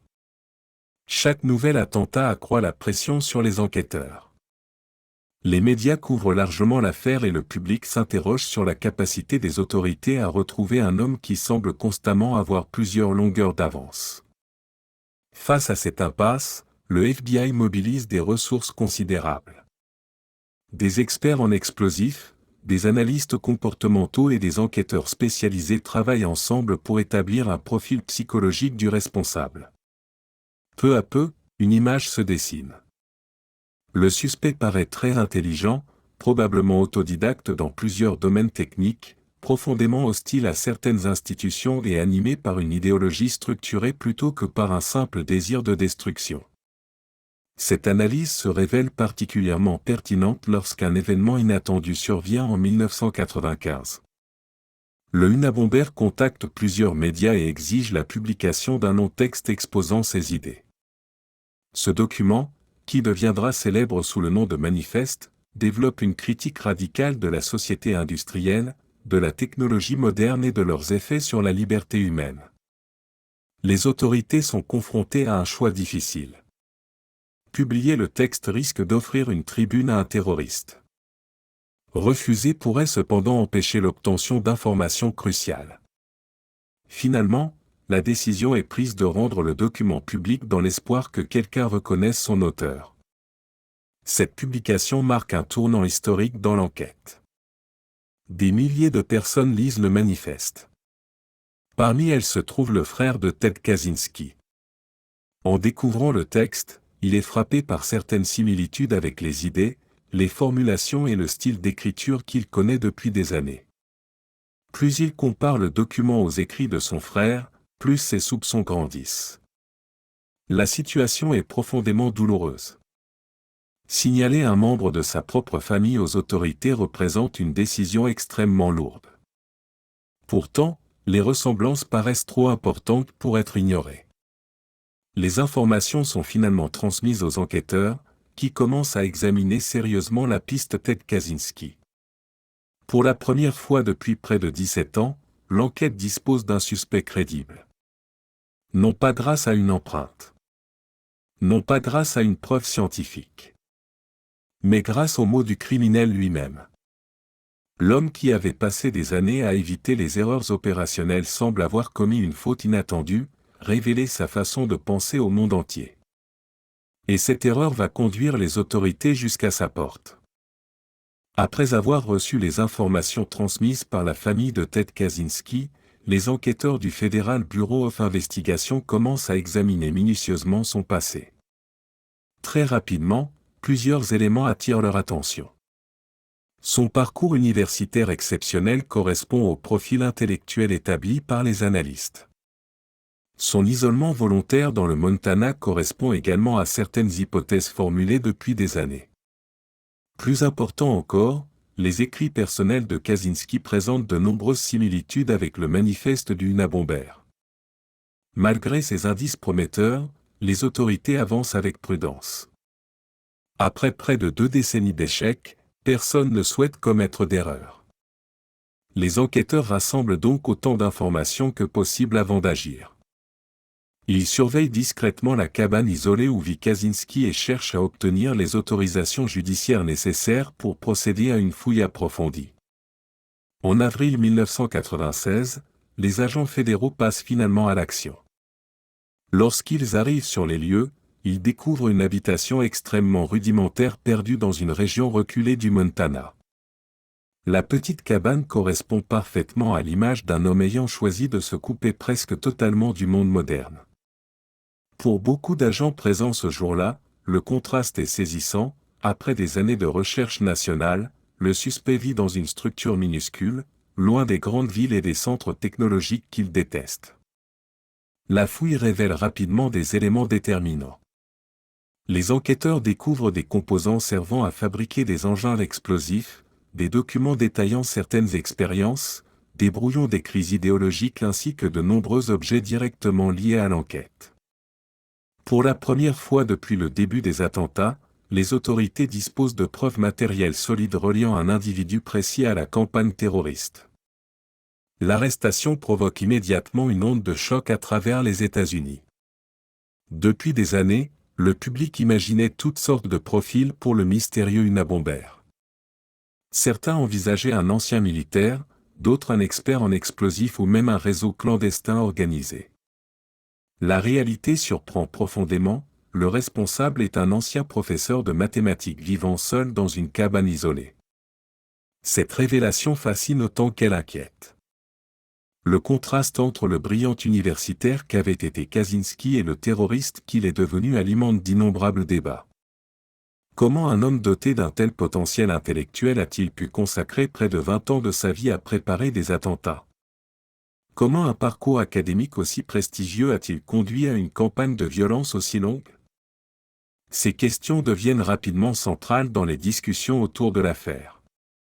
Face aux preuves accumulées, la procédure judiciaire s'oriente vers une conclusion relativement claire. Les autorités considèrent désormais avoir identifié avec certitude l'auteur de la campagne terroriste qui a mobilisé le FBI pendant près de 17 ans. Pour les enquêteurs, l'arrestation représente l'aboutissement d'un travail colossal commencé à la fin des années 1970. Mais si la traque touche à sa fin, une autre question apparaît. Comprendre comment Ted Kaczynski est devenu le Unabomber. Car l'arrestation révèle l'identité du criminel. Elle n'explique pas encore totalement le chemin qui l'a conduit à déclarer une guerre personnelle à la société moderne. Et cette interrogation va continuer à alimenter les débats longtemps après son arrestation. Après son arrestation en 1996, Ted Kaczynski devient immédiatement l'objet d'une attention médiatique mondiale. Pendant près de 2 décennies, il n'était qu'une ombre poursuivie par le Federal Bureau of Investigation. Désormais, le public découvre son visage, son parcours universitaire exceptionnel et les conditions de vie austères dans lesquelles il a préparé sa campagne d'attentats. Les procédures judiciaires qui suivent sont largement dominées par une question centrale, l'état mental de Kaczynski. Ses avocats et les procureurs débattent longuement de son profil psychologique, de ses convictions idéologiques et de sa responsabilité pénale. Cette dimension du dossier attire énormément l'attention, car elle touche à une interrogation récurrente dans les grandes affaires criminelles. Comment distinguer la radicalisation idéologique d'un trouble mental? Kaczynski refuse cependant d'être présenté comme un homme incapable de comprendre ses actes. Il insiste sur le fait que ces attentats résultent d'une conviction politique et philosophique, non d'une perte de contact avec la réalité. Cette position contribue à renforcer le caractère inhabituel de l'affaire.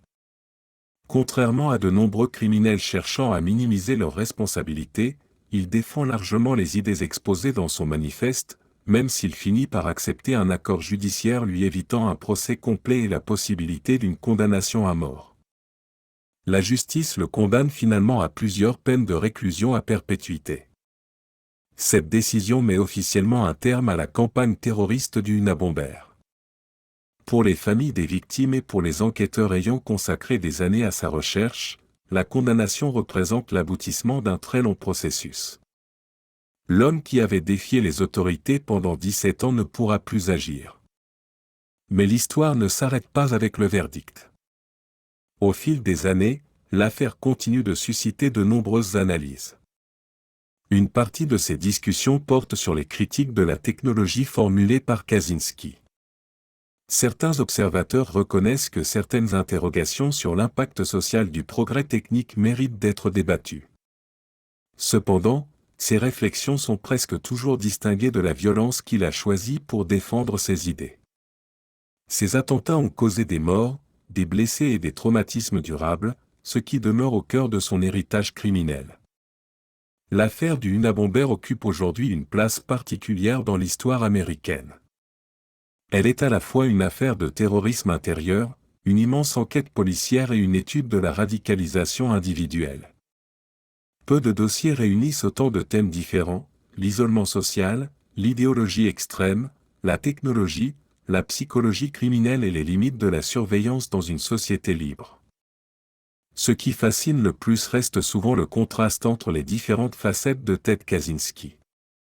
D'un côté, un mathématicien brillant dont les capacités intellectuelles étaient reconnues très tôt.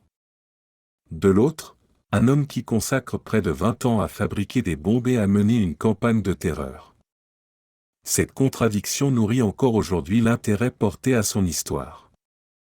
Car le parcours de Kaczynski rappelle une réalité troublante.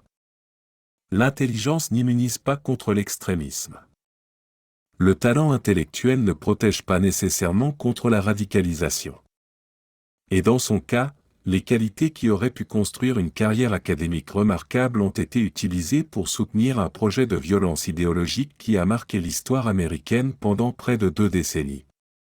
Lorsque les enquêteurs découvrent finalement Ted Kaczynski dans sa petite cabane du Montana, la scène semble presque irréelle. Pendant 17 ans, le pays avait recherché un fantôme. Beaucoup imaginaient un réseau complexe ou un criminel constamment en mouvement. La réalité était celle d'un homme vivant seul, entouré de ses écrits, de ses outils et de ses convictions.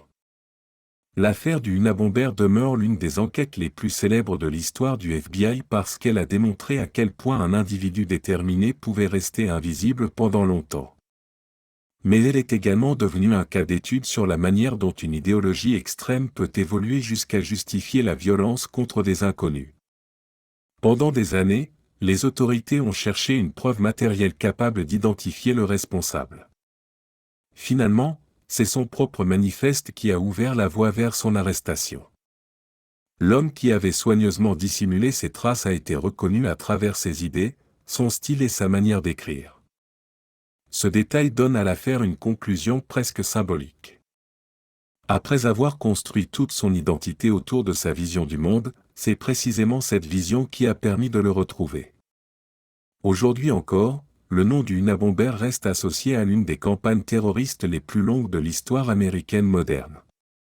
Non seulement à cause de la violence des attentats, mais aussi en raison du paradoxe qui continue de fasciner les historiens et les criminologues, celui d'un homme considéré autrefois comme un prodige intellectuel est devenu l'un des terroristes les plus célèbres des États-Unis.